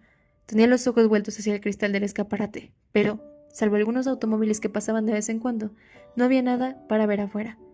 Había un pimentero de acero plateado en la mesa. Sus curvas perfectas reflejaban el entorno como una lente de gran angular. Me miré en la cara llena de costras y moretones. Parecía un boxeador que había perdido una pelea. Goni también me observaba a través del reflejo. Nuestras miradas se encontraron en la superficie del pimentero. «Estás muy guapo», comentó Goni, con sorna. «Todo gracias a ti». «¿Crees que voy a pedirte disculpas?» «Eso me tiene sin cuidado». «Entonces, ¿por qué le has pedido que nos dejes solos?» «Porque tu padre habla demasiado y quería un poco de silencio». Goni volvió a resoplar por la nariz, como escondiendo la risa. Así que tu padre te pegó. Le dije lo primero que se me vino a la cabeza. No debió de ser un comienzo adecuado porque se le dilataron las pupilas. ¿Quién te dijo eso? Él mismo. ¡Cállate! Yo no tengo padre. No porque digas eso, tu padre deja de ser tu padre. ¿Quieres morir? Goni tomó el pimentero. Lo aferró con tanta fuerza que las uñas se le pusieron blancas. ¿Qué? ¿Vas a armar escándalo aquí también? ¿Y por qué no? Haz lo que quieras. Te lo pregunto para tomar mis propias precauciones. Como si hubiera desistido, acercó el vaso de Coca-Cola y otra vez se puso a hacer burbujas. Lo imité. Goni se metió un pedazo de pizza en la boca, lo masticó unas cuantas veces y lo tragó, lanzando una exclamación de satisfacción. Yo hice exactamente lo mismo. Chiflado, murmuró, al percatarse de que lo imitaba. Chiflado, dije también. Goni hizo un par de gestos con la boca y yo hice lo mismo. Entonces, probó a hacer muecas raras y se puso a mascullar cosas como pizza, inodoro y muérete de una vez. Como un loro o un payaso, yo repetí exactamente sus palabras y sus gestos, e incluso el ritmo de su respiración. El extraño juego del espejo siguió un rato, pero Goni empezó a cansarse, dejó de reírse, y tardaba en encontrar expresiones y gestos difíciles. Yo copiaba hasta los ruidos que hacía con la boca o cuando fruncía ligeramente las cejas sin querer. Parecía que mi maniática imitación le impedía imaginar nuevos gestos y palabras. ¡Basta ya!, dijo por fin Goni. ¡Basta ya!, repetí, sin hacer caso. ¡Basta! ¡Basta! ¿Te parece divertido? ¿Te parece divertido? Goni se calló y se puso a dar golpecitos en la mesa. Cuando lo imité, dejó de hacerlo al instante. Silencio total. Se quedó mirándome de soslayo sin decir nada. 10 segundos, 20 segundos, 1 minuto. Corrigió su postura y yo hice lo mismo. Si yo tiro abajo la mesa y rompo todos los platos, ¿podrías hacer lo mismo? Si yo tiro abajo la mesa y rompo los platos, ¿podrías hacer lo mismo? Si mato a todos los que están aquí con los platos rotos, ¿harías lo mismo? Si mato a todos los que están aquí con los platos rotos, ¿harías lo mismo? Bien, bien. Entiéndelo bien, esto lo has empezado tú. Entiéndelo bien, esto lo has empezado tú. Si te detienes aquí, no vales, ¿me entiendes? Si te detienes aquí, no vales. Antes de que yo pudiera terminar la frase, Goni barrió con el brazo la Coca-Cola, alzó la mesa y la golpeó contra el suelo, y se puso a soltarse insultos a la gente. ¿Qué miráis, locos? ¿Os parece sabroso esto? Goni tiró por los aires la pizza y los botellines de salsa. La pizza cayó a los pies de una señora y la salsa salpicó la cabeza de un niño. ¿Por qué no haces lo mismo?, gritó, mirándome furioso. ¡Tú empezaste esto! ¿Por qué no lo copias ahora? Vino corriendo un empleado y trató de disuadirlo, pero Goni no se aplacó en lo más mínimo. Hasta alzó el brazo como si fuera a pegarle. Algunos clientes sacaron sus móviles para tomarle fotos y otro empleado tomó el teléfono para hacer una llamada. ¡Cópiame!, volvió a gritar Goni, pero yo ya estaba abriendo la puerta del local para marcharme. Como había quedado, llamé al profesor John. Llegó de inmediato, antes incluso de atender el móvil. Al parecer, se había quedado cerca por temor a que ocurriera algo. Mientras yo miraba el estropicio a través del vidrio, el profesor abrió la puerta y entró en el local. Vi cómo le temblaba la espalda, cómo abofeteaba a Goni no una, sino 2, 3 veces, y le sacudía la cabeza de arriba abajo con sus manazas. Solo vi eso, y me alejé del lugar. No era un espectáculo que me divirtiese. Estaba hambriento, pues casi no había probado la pizza. Comí un cuenco de fideos udon en una casa de comidas rápidas cerca del metro, y me fui a ver a mamá. Dormía en silencio, como siempre. El catéter se había salido de la bolsa de orina y colgaba debajo de la cama, dejando escapar el líquido amarillo. Llamé a una enfermera y la puse al tanto de lo que ocurría. El rostro de mamá estaba grasiento. Si pudiera verse al espejo, se habría sorprendido. Mojé un algodón con tónico y se lo pasé por la cara. Luego le puse una loción dándole golpecitos suaves con los dedos. Salí del sanatorio y caminé hasta la librería. Era una noche muy silenciosa. Saqué un libro de la estantería de la tienda. Hablaba de las cosas que le pasaban a un chaval desde el momento que dejaba la escuela hasta que llegaba a su casa. Decía que quería ser un guardián que proteja a los niños escondido en un campo de centeno. El libro terminaba con el protagonista viendo cómo su hermana Fov giraba sobre un carrusel arropada con un abrigo verde. Ya lo había leído varias veces. Me gustaba ese final abrupto. La cara de Goni se superponía en las páginas del libro mientras lo leía. La cara que tenía cuando su padre lo agarraba a los pelos, aunque no estaba muy seguro de qué quería decir su expresión. Cuando estaba a punto de dormirme, llamó al profesor John. Se interrumpió una y otra vez y llenó esas pausas con silencios y suspiros. Se ocuparía de todos los gastos médicos de mi madre y tomaría medidas para que Gonnie no volviera a acercarse a mí. 36. No hay nadie que no pueda ser salvado, solo hay personas que dejan de intentarlo. Lo dijo el escritor estadounidense P.J. Nolan, que fue sentenciado a muerte por el asesinato de su hijastra. Nolan se declaró inocente y durante el tiempo que estuvo en prisión escribió un ensayo autobiográfico en su defensa. Con los años, el libro se convirtió en un bestseller, pero Nolan nunca lo supo, ya que fue ejecutado en la fecha prevista en su condena. El verdadero asesino confesó 17 años después de la muerte de Nolan y probó su inocencia. El que había violado y matado a su hijastra no había sido él, sino el vecino de la casa de al lado. La ejecución de Nolan provocó una gran polémica. Nolan había sido inocente en lo que respecta a su hijastra, pero tenía un copioso historial por violencia, robo, tentativa de homicidio y otros crímenes cuando fue detenido. Mucha gente estaba convencida de que era una bomba de relojería a punto de estallar, y que tarde o temprano habría terminado cometiendo algo terrible, sea como sea. Mientras todo el mundo juzgaba a su antojo a este hombre que había pasado a mejor vida, su libro se vendía como pan caliente. La mayor parte del ensayo describe con crudeza una infancia infeliz y una juventud repleta de rencor y furia. Nolan narra de un modo tan minucioso lo que sentía cuando clavaba un cuchillo o violaba a alguien y los métodos que utilizaba para hacerlo que el libro fue prohibido en algunos estados de Estados Unidos.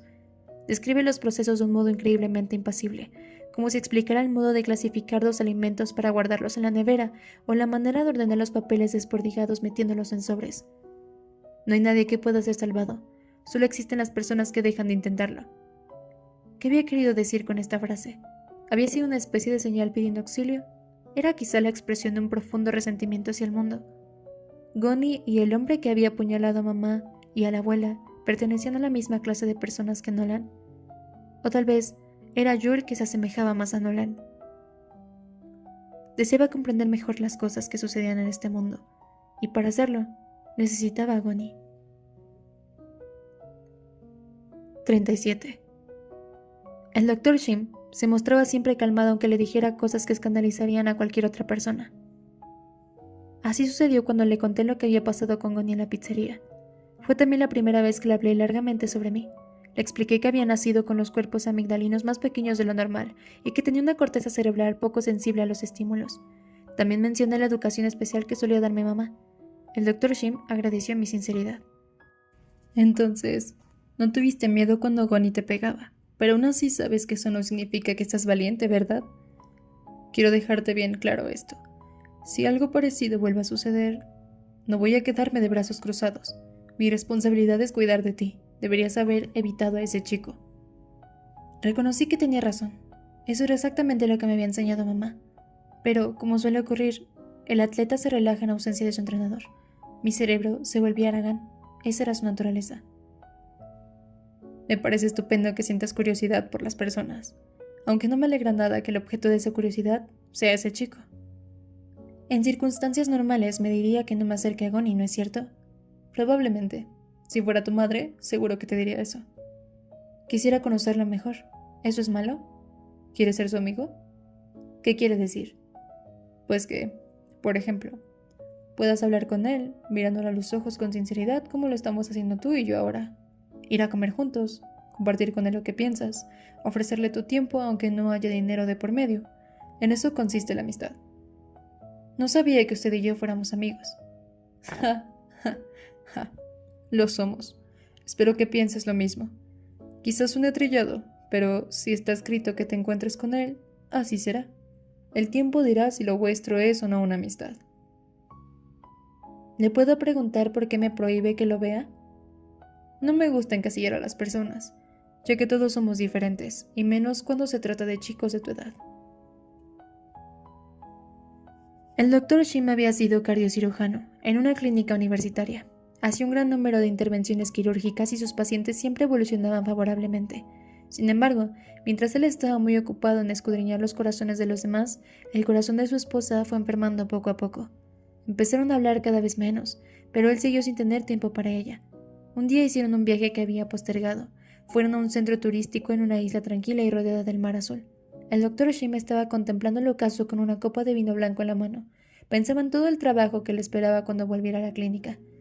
Se quedó dormido antes de que el sol se hundiera en el horizonte, pero se despertó al oír una respiración jadeante. Su mujer se agarraba el pecho con los ojos desorbitados por un fallo en las señales eléctricas de su corazón. Sin ningún síntoma previo, su pulso se elevó a los 500 latidos por minuto. Todo fue tan rápido que lo único que pudo hacer el doctor Jim fue tomarle la mano llorando y decirle que pronto estaría bien, que aguantara un poco. El corazón de su esposa le ató como un caballo desbocado hasta que se paró de pronto. No había un desfibrilador a mano, y nadie vendría corriendo en su ayuda por más que gritara código azul.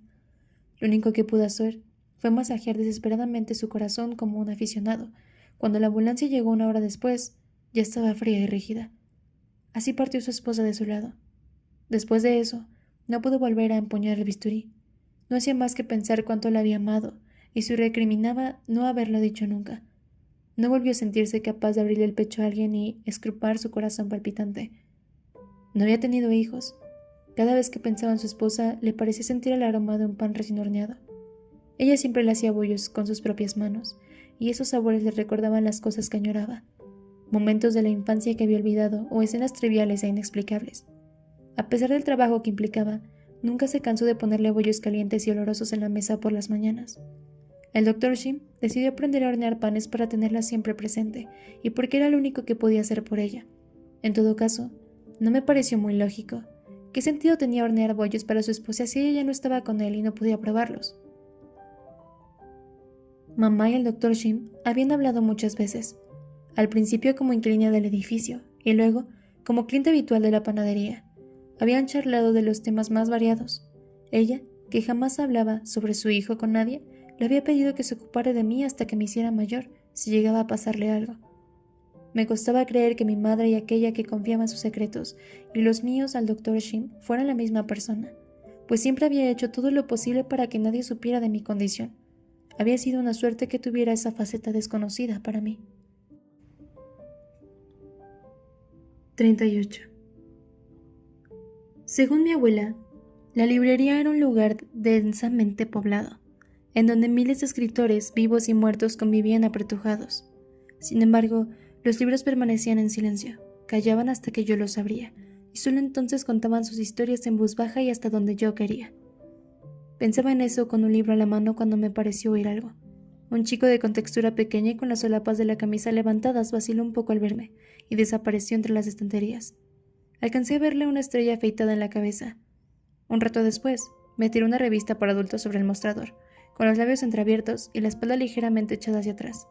Una mujer rubia con una melena de leona estaba sentada sobre una motocicleta, enfundada en una chaqueta de cuero que no alcanzaba a cerrarse del todo por sus pechos exuberantes. ¡Qué hortera! Te la compro porque es una antigüedad. ¿Cuánto es? Era Goni. 20,000 wones. Como bien dices, es de colección, por eso vale lo que vale. Rebuscó los bolsillos refunfuñando y dejó caer de mala gana algunos billetes y monedas. Oye, dijo, poniendo los codos sobre el mostrador, con el mentón entre las manos y mirándome fijamente. Eres como un robot, ¿no? No puedes sentir nada, ¿no es cierto? Más o menos. Goni resopló un par de veces. He hecho mis averiguaciones sobre ti, para ser más exacto, sobre tu tonto cerebro, dijo, dándose unos golpecitos con los dedos en la cabeza, que sonó como una sandía madura. Ahora lo entiendo todo. Ya me parecía raro. Perdí mi tiempo contigo. Tu padre me dijo que lo llamara si venías. No hace falta que hagas eso, dijo, y le brilló un resplandor en los ojos. Lo voy a llamar, se lo prometí. Levanté el auricular del teléfono de la tienda, pero Goni lo tiró al suelo antes de que pudiera llevármelo a la oreja. ¿No me has entendido? Te he dicho que no lo hagas. No pienso hacerte nada. Dio una vuelta por la librería y se puso a toquetear algunos libros. ¿Te dolieron mis golpes? Me preguntó de repente, de lejos y alzando la voz. Por supuesto.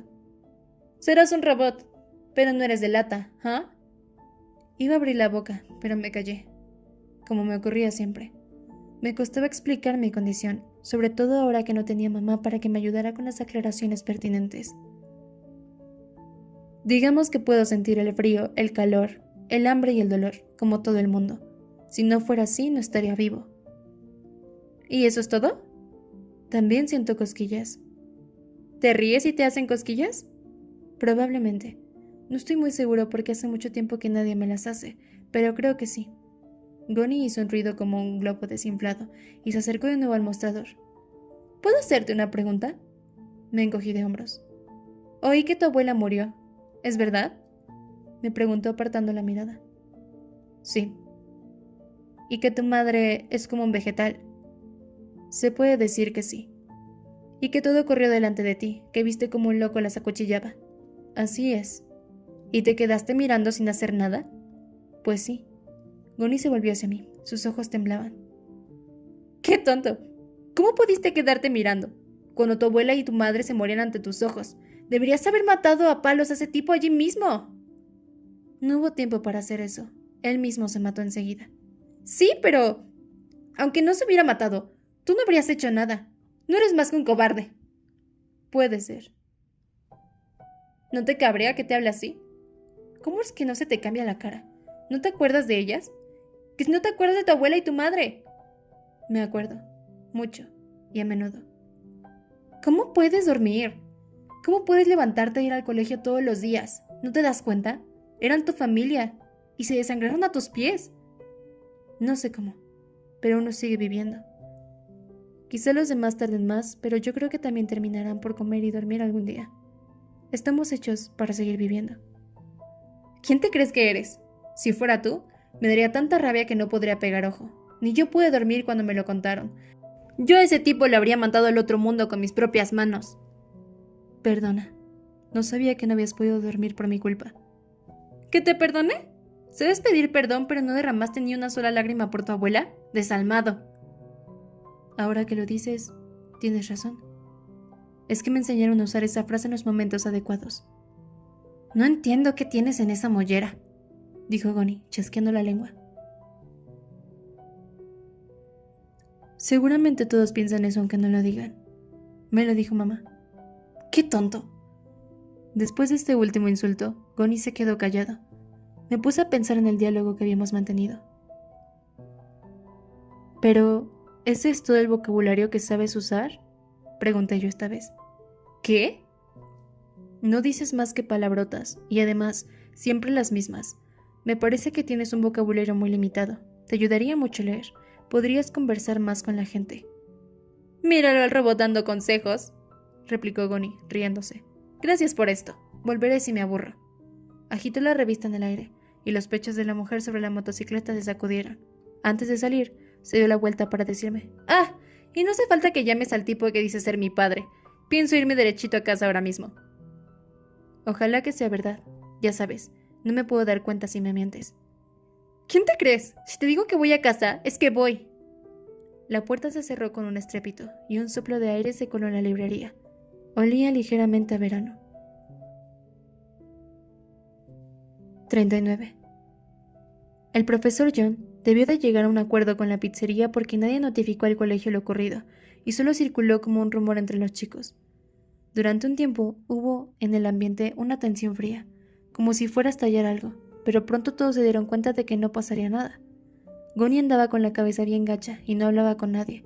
Los dos chicos que lo seguían a todas partes lo dejaron y se fueron con otra pandilla.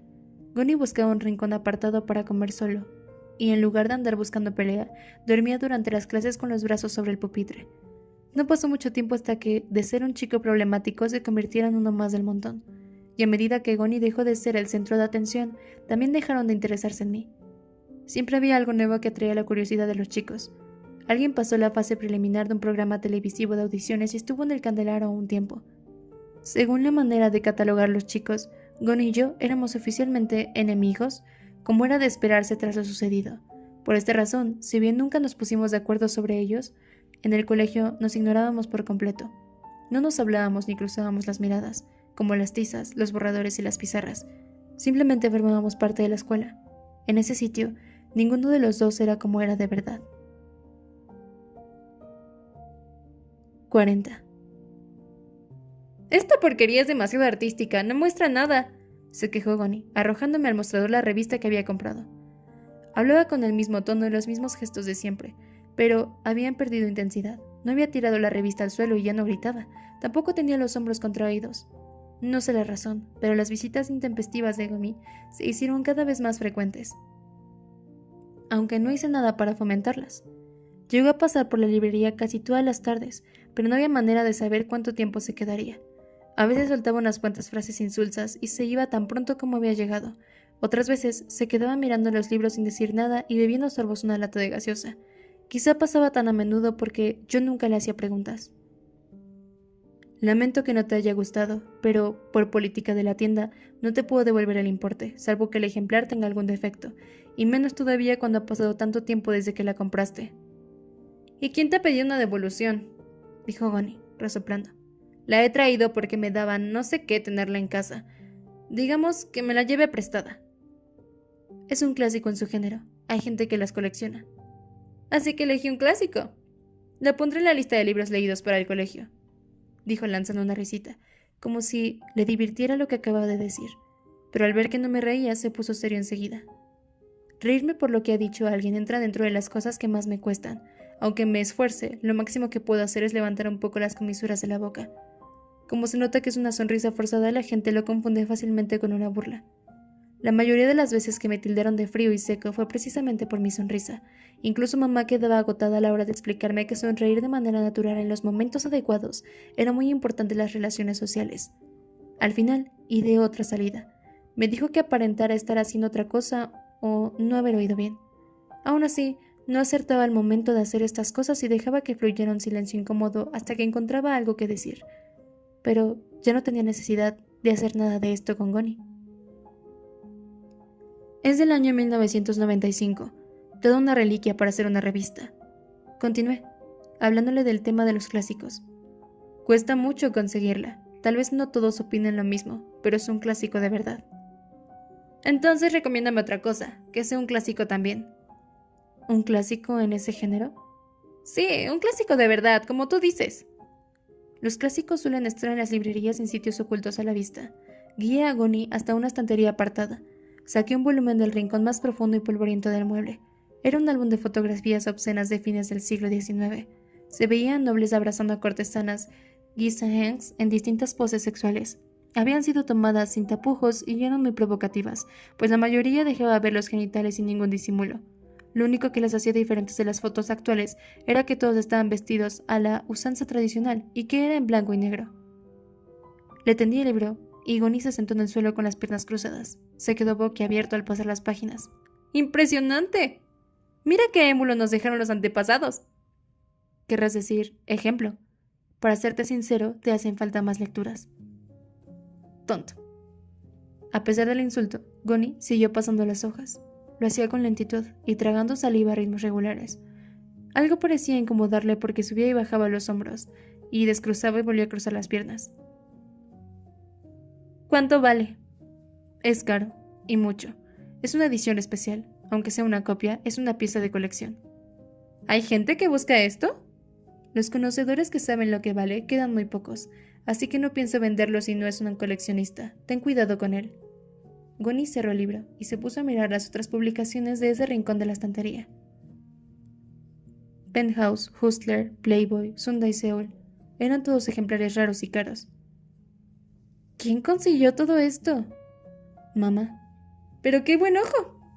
Y añadió de inmediato. Es un elogio. Quiero decir que es buena para los negocios. 41. Gonny se equivocaba. Mamá no tenía el más mínimo talento para los negocios, salvo en lo que a mí concernía. En todo lo demás se dejaba llevar por el romanticismo y el arrebato. La librería de segunda mano era la prueba más patente. En los primeros tiempos de la tienda, se devanó los sesos pensando con qué libros le convenía llenar las estanterías, pero no se le ocurrió ningún tema en especial. Al final, terminó comprando de todo: libros técnicos, académicos, ejercicios de exámenes, infantiles y de ficción, como cualquier otra librería. Al sobrarle un poco de dinero, pensó que sería una buena idea instalar una cafetera automática. Según ella, el aroma del café y los libros combinaban de maravilla. ¿Qué cafetería ni qué 8 cuartos?, se burló la abuela. La abuela tenía un talento especial para hacerle perder la paciencia con solo unas palabras. Mamá se enfureció al oír esa frase que echaba por tierra su supuesto gusto refinado, pero mi abuela, sin que se le moviera una pestaña, añadió bajando un poco la voz: mejor trae libros obscenos. Mamá se quedó boquiabierta y se puso a resoplar indignada, pero la abuela supo ser persuasiva. En mi opinión, las mejores pinturas de un maestro antiguo como Kim Hong-do son las eróticas. Se convierten en clásicos cuando pasa el tiempo. Cuanto más explícitas son, más valor alcanzan. Busca un tipo de libros. Y remató con la misma frase con que había empezado. ¡Qué cafetera ni qué 8 cuartos! Mamá se lo pensó durante varios días hasta que decidió hacerle caso. Buscó por internet a personas que quisieran vender revistas eróticas viejas y su primera tentación fue con un hombre que la citó en la estación de Yongsan. Era una buena cantidad, así que la abuela y yo la acompañamos para ayudar a traerlas. El sujeto, que tendría alrededor de 50 años, debió de asustarse al ver llegar a 2 mujeres y un chico, porque desapareció toda prisa cuando mamá le dio la suma pactada. Las pilas estaban atadas con cordeles y con las tapas al descubierto. Durante el viaje en metro, la gente no paraba de mirarnos al descubrir las revistas junto a nosotros. No me extraña, eran pilas y pilas de mujeres desnudas, comentó la abuela, chasqueando la lengua cuando llegamos a casa. No te hagas la santa, que fue tuya la idea, le respondió mamá, alzando la voz. Después de varias transacciones directas de ese tipo, mamá consiguió ejemplares tan raros como el que le mostré a Goni. Gracias a ese arduo trajinapié, se completó lo que llamamos la colección de clásicos de la abuela. Desafortunadamente, la intuición de la abuela no funcionó. Si bien a veces algunos señores de mediana edad se detenían en el rincón de las revistas para adultos, ya no estaban en los tiempos en que los aficionados a los videos eróticos tenían que alquilarlos directamente en las tiendas venciendo el pudor, como ocurría cuando mamá era joven. Ahora esa clase de aficionados reservadas se podían resolver desde casa por múltiples vías sin que se enterara nadie. No era corriente que en los 2010 una librería de segunda mano ofreciese material pornográfico y, menos todavía, que los clientes pusieran ese material en el mostrador para comprarlo, sobre todo cuando la propietaria del lugar era una mujer. Salvo unos cuantos ejemplares que compró el dueño de una tienda de discos usados para decorar su local, los clásicos de ese género jamás se vendieron y terminaron arrumbados en un rincón. Goni fue el primero en elegir y comprar una de esas revistas con total desenvoltura. 42. Ese día, Goni compró varias revistas más con la excusa de que eran clásicos. Me preguntó si podía llevárselas prestadas, pero le dejé claro que esto era una librería y no una biblioteca. ¡Ya entendí! En fin, te las voy a devolver después de mirarlas porque, como podrás imaginar, no puedo tenerlas en casa. Seguí usando palabrotas, pero su tono era más amable. Unos días después, volvió con las revistas. Le dije que no hacía falta que me las trajera, pero se empecinó en dejármelas. «Tómalas, tonto. Son demasiado conservadoras para mi gusto». No valía la pena insistir, así que se las acepté. Sin embargo, noté que faltaban algunas páginas en uno de los ejemplares y que otras habían sido recortadas. Miré el nombre que aparecía en la tapa de la revista, Brooke Shields. Como si lo hubiera pillado en falta, Goni me lanzó una mirada desafiante. «Esta es muy difícil de conseguir. Casi no quedan revistas de Brooke Shields de su mejor época en la estantería». «¿No tienes otras fotos de ella?» Espera. Encendí el ordenador que estaba sobre el mostrador y escribí en el buscador Young Brooke Shields. La pantalla desbordó de fotos de cuando era niña y jovencita y de cuando estaba en la cúspide de su carrera. Goni no paraba de asombrarse. ¿Cómo un ser humano puede ser tan hermoso? Fue mirando las fotos de una a una con la boca abierta hasta que de pronto lanzó una exclamación de desagrado. ¡Buah! ¿Qué es esto? Brooke Shields ahora. Había visto la foto de una mujer cincuentona y llena de arrugas que ocupaba toda la pantalla. Su juventud se había marchitado, pero todavía conservaba algo de su belleza. Sin embargo, Goni no parecía pensar lo mismo. ¡Qué fiasco! Se me hizo trizas la fantasía. Mejor que no lo hubiera visto. No digas eso. Nadie envejece porque quiere. Es imposible escapar del paso del tiempo. Y la vida siempre nos depara las sorpresas más extrañas. ¿Te crees que no lo sé? Hablas como un viejo. ¿Quieres que te pida disculpas? ¡Cállate! Pero, ¿por qué? Porque tuvo que cambiar así. No me tenías que haber mostrado esa foto. La culpa es tuya, tonto. Esa tarde, Goni se quedó despotricando un buen rato contra Brooke Shields y contra mí, y al final se marchó sin comprar nada. Apareció un par de días después. Tengo una pregunta que hacerte. ¿Cuál? He estado viendo más fotos de Brooke Shields. No las de antes, sino las de ahora. ¿Has venido para decirme eso? No te pases. Perdón, no lo hago a propósito. En fin, estuve viendo fotos de ella y me puse a pensar. ¿En qué? En el tiempo y el destino. Jamás lo habría imaginado de ti. Oye, tonto, ¿sabías que a veces puedes ser un gran cabrón? No, no lo sabía. ¿Quieres que te sacuda? Mejor no. Gon explotó en una carcajada. Inhaló una bocanada de aire y su risotada se desdobló en 5 jajas continuos. No tenía la menor idea de por qué se reía, así que cambié de tema. ¿Sabías que los chimpancés y los gorilas también se ríen? ¿Y qué? ¿Sabes en qué se diferencia su risa de la humana? ¿Qué me importa? Ya sé que quieres dártelas de listo, así que dilo de una vez. Los seres humanos pueden lanzar una carcajada larga con una sola inhalación, pero los primates solo pueden reírse una vez con cada expulsión del aire. Es como si hicieran una respiración abdominal. Ja, ja, ja, ja. Me voy a descojonar, exclamó Goni y volvió a reírse. Esta vez no fue una sucesión de jajas, sino de jijis. Luego, como si quisiera calmarse, hizo una inspiración profunda y largó el aire con lentitud. Algo estaba cambiando. Era mínimo, pero era algo. ¿Qué es eso que pensaste del destino y el tiempo?, le pregunté. Me sentí raro, porque era la primera vez que mantenía un diálogo de este tipo con Goni, pero no me detuve. Es difícil de explicar. ¿Sabría Brooke Shields cuando era joven que iba a ser vieja? ¿Que iba a ser tan diferente? Una cosa es saberlo y otra muy distinta al imaginarte que te pondrás viejo y serás otro. Fue lo que se me ocurrió de pronto. Quizá toda esa gente rara que ves cuando vas por la calle, no sé, esas viejas vagabundas que van hablando solas, o esos lisiados que perdieron las piernas y piden limosna arrastrándose por el suelo. Tal vez toda esa gente era muy diferente cuando era joven. Eso fue lo que se me ocurrió. Siddhartha pensó lo mismo que tú, y por eso dejó el palacio donde vivía. ¿Sid qué? Me suena. Su comentario me dejó sin habla, pero preferí no ofenderlo. Sí, es bastante conocido. En fin, dijo, sin enfadarse. Luego miró a un punto en la lejanía y bajó la voz. Lo que quiero decir es que quizá tú y yo nos convirtamos luego en algo que no habíamos imaginado. Seguramente. Sea en la dirección que sea, así será. De eso se trata la vida. Otra vez dándotelas de listo. No te hagas el viejo, que estás tan verde como yo. ¿Querrás decir que tenemos la misma edad? Goni alzó el brazo como si fuera a pegarme, pero lo bajó murmurando. Si no fuera porque... En fin, ya no quiero ver más revistas viejas. No me divierten. Me hacen pensar en cómo se marchita todo lo hermoso. Un robot estúpido como tú jamás lo entendería. Ya que has perdido el interés en Brooke Shields, te voy a recomendar un libro que puede servirte de ayuda. A ver, respondió Goni, con indiferencia. Le recomendé El arte de amar, de un autor extranjero. Al ver el título, se lo llevó esbozando una sonrisa significativa. Volvió unos días después para protestar porque le había dado una porquería, pero al final no resultó ser una recomendación tan en balde. 43. Casi sin darnos cuenta, ya estábamos a principios de mayo. Había pasado tiempo suficiente para que nos habituáramos al colegio y a los compañeros. La gente suele decir que mayo es la reina del año, pero a mí no me lo parece.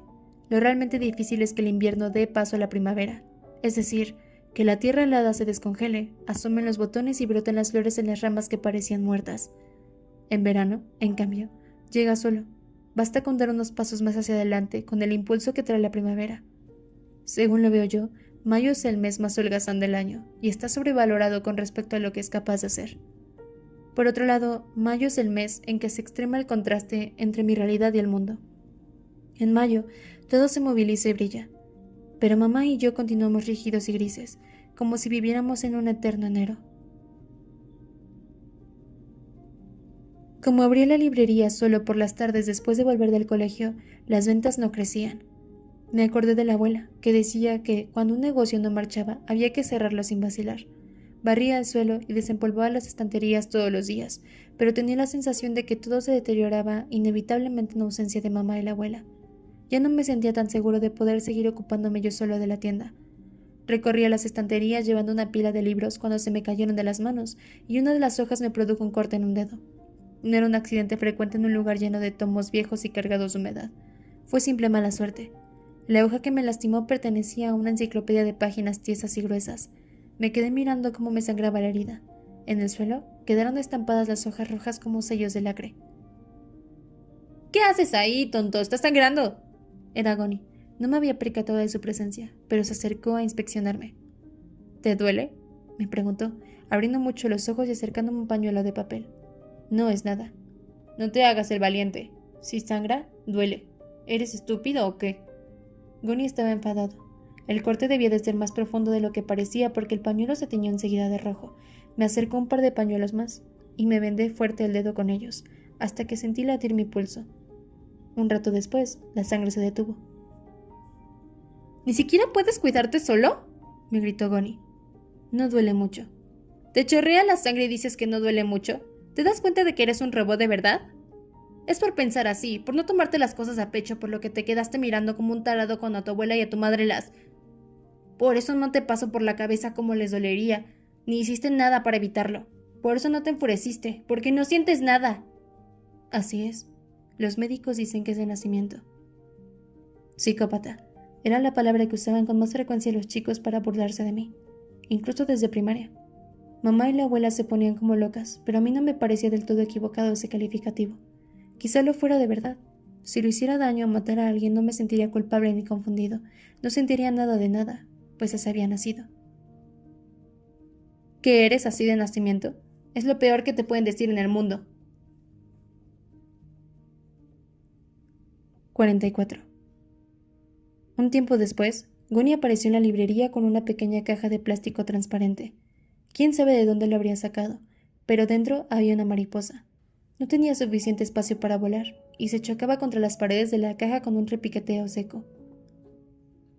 ¿Qué es esto? Hoy pienso enseñarte algo. Gonny no se reía, de modo que no era una broma. Metió la mano con cuidado y extrajo la mariposa de la caja. Se retorcía inútilmente con sus alas finas como pétalos aprisionadas en las manos de Gonny. ¿Qué crees que siente?, me preguntó. Creo que le gustaría moverse. Gonny tomó una ala con cada mano y comenzó a tirar. La mariposa movía sus antenas y su cuerpo como enloquecida. Si lo haces para hacerme sentir algo, mejor no lo hagas. ¿Por qué no? Porque le dolerá. ¿Cómo lo sabes si no te lo estoy haciendo a ti? Porque duele si te tiran de los brazos. Lo sé por experiencia. Gonny no me hizo caso, y las convulsiones de la mariposa aumentaron. La tenía cogida de las alas, pero él miraba hacia otro lado. ¿Crees que le va a doler? Eso no es suficiente. ¿Qué quieres decir? Tienes que sentir que te duele a ti también. ¿Y por qué? Yo no soy la mariposa, le respondí. Está bien. Seguiré hasta que sientas algo. Gonny tiró un poco más de las alas, mirando todavía hacia otro lado.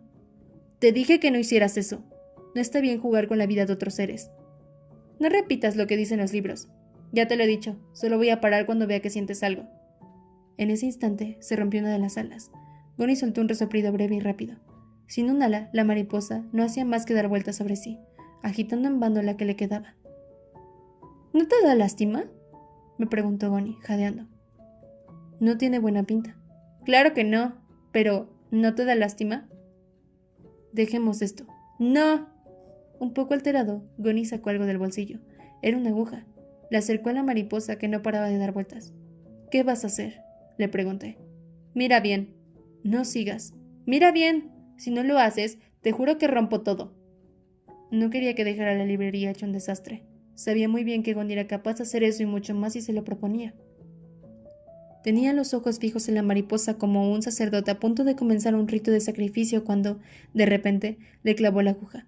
El bicho se retorció en silencio con todas sus fuerzas, batiendo la única ala desesperadamente. Gonny me miró con fiereza, y apretando los dientes, le arrancó el ala que le quedaba. Pero al que se le cambió la expresión no fue a mí, sino a Gonny. Le temblaron las cejas y se mordió fuerte los labios. ¿Qué tal? ¿Sientes algo? ¿Vas a decirme que no tiene buena pinta y ya? ¿Eso es todo lo que puedes sentir?, me gritó, con la voz quebrada. Ahora diría que le duele, y mucho. El que no tiene buena pinta eres tú. ¡Así es! A mí no me gustan esas cosas. Prefiero una buena tunda a que te maten de una vez, pero no soporto las torturas a fuego lento. ¿Y por qué lo haces? Ya te dije que no puedo darte eso que quieres de mí. ¡Cállate la boca! Tenía la cara fuertemente contraída, como aquel día que me había dado de patadas en el suelo, junto a la incineradora.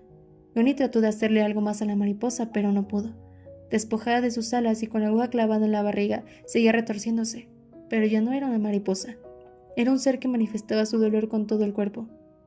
Dando vueltas hacia adelante, hacia atrás y hacia los costados, hacía uso de sus últimas fuerzas. ¿Suplicaba para que no siguiera? ¿Quería seguir viviendo a toda costa? Debía de ser el instinto. No la movían los sentimientos, sino el instinto y los sentidos. ¡No aguanto más! Gonny tiró la mariposa al suelo y la pisoteó varias veces, restregándola con todas sus fuerzas. 45. Solo queda una especie de mancha donde había caído la mariposa. Deseé que se hubiera ido a un lugar mejor que este. También pensé que debería haber hecho algo para que la mariposa no sufriera tanto. Lo que ocurrió ese día fue como el juego de quien mantiene abiertos los ojos durante más tiempo. Pierde el que los cierra primero. Siempre que llevaba la palma en este tipo de competencias, la gente hace todo lo posible para no cerrar los ojos, pero en mi caso simplemente no sé cerrarlos. Gonny no volvió a aparecer durante un buen tiempo. ¿Por qué se había enfurecido después de hacerle aquello a la mariposa? ¿Fue porque yo no mostré ninguna reacción? ¿Se odió a sí mismo por lo que hizo? Había una sola persona a la que podía preguntarle todas estas cosas. El Dr. Jim siempre se esforzaba por proporcionarme respuestas. También era el único que me escuchaba sin prejuicios cuando le hablaba de la relación especial que mantenía con Gonny. ¿Tendré que vivir así el resto de mi vida, doctor? Me refiero a no sentir nada. Se lo pregunté mientras comíamos udon. El Dr. Jim me llevaba a menudo a cenar fuera y en general me invitaba a fideos. Parecía que solo le gustaban los bollos y la pasta. Terminó de tragarse un pedazo de nabo don Muji y se limpió la boca antes de decirme: es una respuesta muy difícil, pero te diré esto. Ya es un gran avance que te hagas estas preguntas, así que continúa esforzándote. Pero, ¿en qué debo esforzarme? Si mi cerebro es así de nacimiento, mamá me daba almendras todos los días y yo me las comía religiosamente, pero no sirvió de nada. Pues, yo creo que estimular tu cerebro puede ser más efectivo que comer almendras. ¿Sabes? El cerebro es mucho más tonto de lo que parece. Según el Dr. Jim, aunque hubiera nacido con los cuerpos amigdalinos más pequeños, si me esforzaba por tener sentimientos, el cerebro creería que eran auténticos aunque en realidad fueran falsos, y eso podría activar las amígdalas e influir en su crecimiento. Entonces, quizá me haría un poco más fácil leer los sentimientos de los demás. ¿Cree que mi cerebro cambiará después de permanecer 16 años igual? Te daré un ejemplo. Por mucho que una persona sin aptitudes se ponga a practicar patinaje todos los días, seguramente nunca se podrá convertir en un patinador eximio. Es poco probable también que una persona sin oído musical pueda cantar a la perfección el aire de una ópera sobre un escenario y reciba el aplauso del público.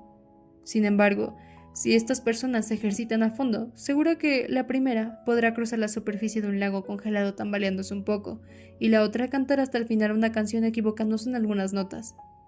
Ese es el milagro que puede lograr la práctica constante, aunque tenga sus límites. Asentí lentamente. Entendía lo que quería decirme, pero no me convencía del todo. ¿Funcionaría también para mí? ¿Desde cuándo te haces estas preguntas? Desde hace un tiempo. ¿Por alguna razón o circunstancia especial? No estoy seguro. Es como cuando todos los demás han visto una película y yo no. No pasa nada aunque no la vea, pero si la veo, tendré más cosas de qué hablar con los demás. Pero sí es un gran avance. ¿Te das cuenta de que con eso que acabas de decirme estás manifestando tu deseo de comunicarte con el mundo? Debe de ser la edad del pavo. El Dr. Jim se rió. Ya que estás en ello, procura ejercitarte con cosas alegres y bonitas. Tu cerebro es como una hoja en blanco, así que, en lo posible, llénala de cosas buenas y positivas. Lo intentaré. No sé muy bien cómo hacerlo, pero cualquier cosa es mejor que quedarme de brazos cruzados. Mira, no siempre es bueno llegar a comprender los sentimientos. A veces pueden ser muy traicioneros. El mundo te parecerá completamente diferente si lo estuvieras. Te darías cuenta de que aún las cosas más pequeñas que te rodean pueden herirte con armas afiladas, que una palabra o una expresión de la cara pueden pincharte como espinas. Pongamos los guijarros de la calle. No pueden sentir, pero tampoco pueden ser dañados porque no son conscientes de nada. Pero si se dieran cuenta de que son pateados, pisoteados, aplastados y rotos cientos de veces al día por la gente, ¿cómo crees que se sentirían? Tal vez no es un buen ejemplo el que te he dado. En fin, lo que quiero decirte... Lo sé. Mamá me decía cosas parecidas a menudo. A lo mejor lo hacía para consolarme. Era una mujer muy inteligente. Todas las madres lo son, dijo el Dr. Jim con una sonrisa. Dejé pasar un rato antes de volver a hablar. ¿Puedo hacerle otra pregunta? Claro, la que quieras. es sobre las relaciones humanas. El doctor Shim lanzó una carcajada, acercó su silla y apoyó los brazos sobre la mesa. Le conté lo que hizo Gomi con la mariposa, y vi cómo cerraba los puños sin darse cuenta. Sin embargo, cuando terminé de hablar, aflojó la expresión y esbozó una gran sonrisa. ¿Qué es lo que quieres saber exactamente? ¿Por qué Goni hizo eso? ¿Cuáles son sus sentimientos? Creo que las dos cosas. Me parece que Goni quiere ser amigo tuyo, dijo el doctor, asintiendo con la cabeza. Amigo, repetí, en tono indiferente. ¿Se le arrancan las alas y se mata una mariposa cuando se tienen ganas de ser amigo de alguien? No, claro que no, dijo, entrelazando los dedos. En todo caso, debió de sentirse herido en su amor propio después de matar la mariposa. ¿Por qué? El doctor Shim lanzó un largo suspiro. No es fácil hacerme entender las cosas, doctor. No, no es eso. Estaba pensando cómo decírtelo de una manera fácil y simple. Yendo directo al meollo, ese chico siente mucha curiosidad por ti. Quiere conocerte y también quiere ser como tú. Por lo que me has contado, siempre es él quien se acerca. ¿Qué tal si te acercas tú? ¿Cómo lo hago? En este mundo, hijo, existen por lo menos 100 respuestas diferentes a cada pregunta. Yo no puedo darte la respuesta exacta. Tú mismo debes encontrarla. Pero si quieres que te dé un consejo, lo haré en forma de pregunta. ¿Cuál es la actitud más recurrente que ha mostrado contigo? Pegarme. Me había olvidado, dijo el doctor, encogiendo los hombros. Eso no. ¿Qué más? Me quedé pensando un rato. Pues venir a verme. El doctor Shim le dio un golpecito a la mesa y asintió con la cabeza. Me parece que has encontrado una buena manera de empezar. 46. La señora que trabajaba en la casa de Goni me estaba pelando una manzana. Era regordeta y me sonreía. Los rasgos de su boca y sus ojos eran tan dulces que parecía estar siempre sonriendo. La cáscara de la manzana caía enroscándose en forma de espiral sin cortarse. Esperé a Goni sentado en una silla de la cocina. Nunca había estado antes en esa casa. Goni apareció cuando las manzanas se pusieron marrones. Titubeé un poco al verme allí, como si estuviera sorprendido, pero la señora habló primero y la situación no fue tan embarazosa. ¿Has llegado, Goni? Tu amigo te espera hace como media hora. Tu padre ha dicho que llegará tarde. ¿Has comido? Sí, gracias. Lo dijo con una cara amable que nunca la había visto antes. Además, su tono fue suave y respetuoso. Sin embargo, en cuanto la señora volvió a la cocina, me habló de la manera brusca y cortante de siempre, como si volviera a ser él. ¿Qué haces aquí? Nada, vine a verte. Goni respondió con una mueca. Un rato después, la señora nos trajo 2 cuencos de sopa de fideos. Goni debía de tener mucha hambre porque comió haciendo bastante ruido con la boca. Viene 2 veces a la semana, y es muy buena. Al menos me hace sentir mucho más cómodo que el tipo ese que dice ser mi padre, me dijo, bajando la voz. Todo indicaba que la relación con su padre no había mejorado. Goni vivía bastante lejos del colegio. La casa del profesor John era el ático de lujo de un edificio de apartamentos impecable que daba al río Han. Desde allí se podían contemplar la mayoría de los sitios emblemáticos de Seúl. Sin embargo, Goni decía que no sentía nada en absoluto tan arriba. Hacía tiempo que padre e hijo apenas hablaban. El profesor John se había esforzado mucho al principio de la relación, pero ahora prácticamente había renunciado a llevarse bien con su hijo. Con la excusa de sus clases y congresos, casi no estaba en casa. La distancia que los separaba no se había cortado ni un milímetro. Ese tipo, dijo Goni, refiriéndose al padre, jamás me ha preguntado cómo viví todos esos años, qué tipo de vida llevaba, con qué chicos me juntaba, con qué soñaba, qué me daba rabia. ¿Sabes qué fue lo primero que hizo cuando me encontró? Me metió en un colegio de Gangnam. Se habrá creído que allí me convertiría automáticamente en un chico modelo e iría a una buena universidad. Sin embargo, supe desde el primer día que yo jamás podría ser como ellos. Lo pude leer en los ojos de todos los que me miraban. Así que armé un poco de jaleo. Pero allí no se andan con consideraciones, te lo aseguro. Me echaron en cuestión de días, exclamó, lanzando un resoplido. Después de eso, me aceptaron a regañadientes en este colegio. Debió de ser un consuelo para él que al menos fuera un bachillerato humanístico y no uno tecnológico. Lo único en lo que piensa ese tipo es taparme con una gruesa capa de cemento y construir encima lo que él tiene en mente. Pero no pienso dejarle. Se quedó un rato con la vista fija en el suelo y continuó diciendo: Yo no soy su hijo. Soy un trasto que le llegó por error. Por eso ni siquiera me dejó ver a mi madre antes de que muriera. Madre. Cuando por casualidad sonaba esta palabra, Connie se hundía de pronto en el silencio. No importaba dónde fuera, podía aparecer en un libro, o que le dijera a alguien en una película o en la calle, pero siempre que oía mamá o madre, Connie se interrumpía y se quedaba momentáneamente callado. Tenía un único recuerdo de su madre, sus manos tibias y suaves. Aunque no era capaz de dibujar su cara, no podía olvidar el tacto de sus dedos tersos y algo húmedos. Recordaba también haber jugado a las sombras chinas con ella bajo el sol. Decía que se acordaba de sus manos cada vez que el destino le jugaba una mala pasada. Para él, la vida era como una madre que te suelta y desaparece, dejándote solo y abandonado por mucho que quieras aferrarte. ¿Quién crees que es más infeliz de nosotros dos? ¿Tú que tienes madre, pero es como si no la tuvieras? ¿O yo, que ni siquiera la recordaba, pero apareció de la nada para morirse enseguida? Yo tampoco sabía la respuesta. Gunny se quedó un rato largo, con la cabeza agacha y luego dijo: ¿Sabes por qué iba a verte a la librería? No, por 2 razones. Primero, porque tú no me juzgas fácilmente como el resto del mundo, gracias a esa cabezota rara que tienes. Aunque por culpa de eso hice esa maldita tontería con la mariposa. En fin. En segundo lugar, porque... Hice una pausa y luego lanzó una risita. En realidad hay algo que quiero preguntarte, pero me cuesta hacerlo. Se interpuso el silencio entre ambos. Se vio el tic-tac del segundero del reloj y esperó a que Gunny siguiera hablando. Al final me lo dijo casi en un susurro. ¿Qué te pareció? Me refiero a ella. Me costó comprender enseguida lo que quería decirme. La viste, aunque fuera una vez. Rebusqué en la memoria. Me acordé de la habitación llena de flores y de su semblante ceniciento. También que su rostro tenía algo de Gunny, aunque en ese momento no lo sabía. Se parece a ti. He visto fotos suyas, pero no estoy muy seguro. Lanzó un resoplido, pero volvió a preguntar: ¿en qué se parecía a mí? Esta vez lo dijo mirándome fijamente a los ojos. Yo traté de superponer el rostro que recordaba con el de Gunny. Pues los ojos, la forma de la cara, la expresión cuando te ríes, se te achican los ojos y se te forman hoyuelos junto a la boca. Pero, ¿te vio a ti y creyó que eras yo? Cualquiera lo habría hecho en su situación.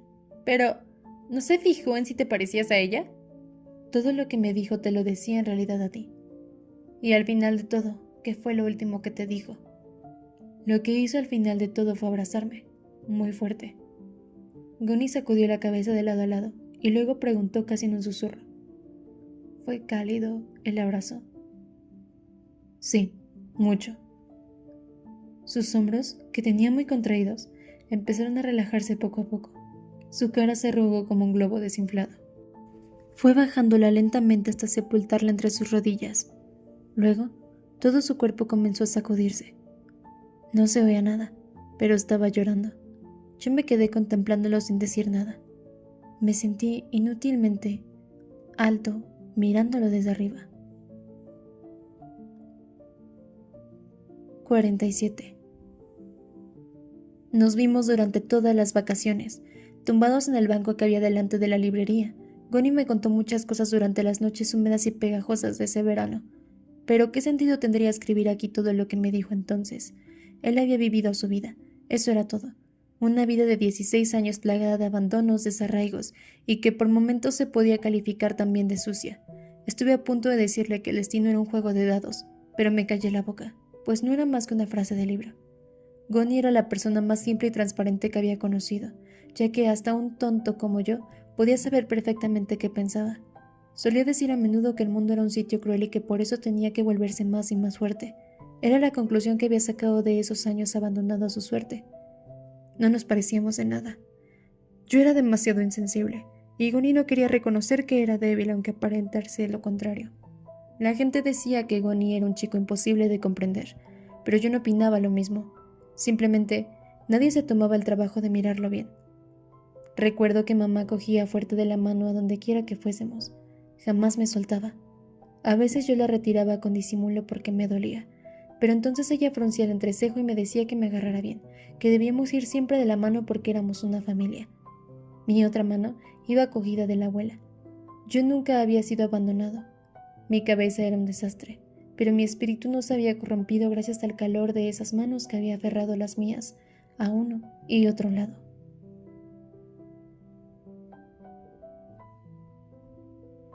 «48. A veces me acordaba de una canción que solía cantarme mamá. Tenía una voz cristalina, pero adoptaba un tono grave cuando cantaba. Me parecía el canto de las ballenas que había visto en un documental, pero también el sonido del viento o al lejano rumor de las olas. Su voz, que siempre me rondaba, se hacía cada vez más imprecisa a medida que pasaba el tiempo. Quizá pronto llegaría el día en que la olvidara. Todo lo que conocía se alejaba rápidamente de mí.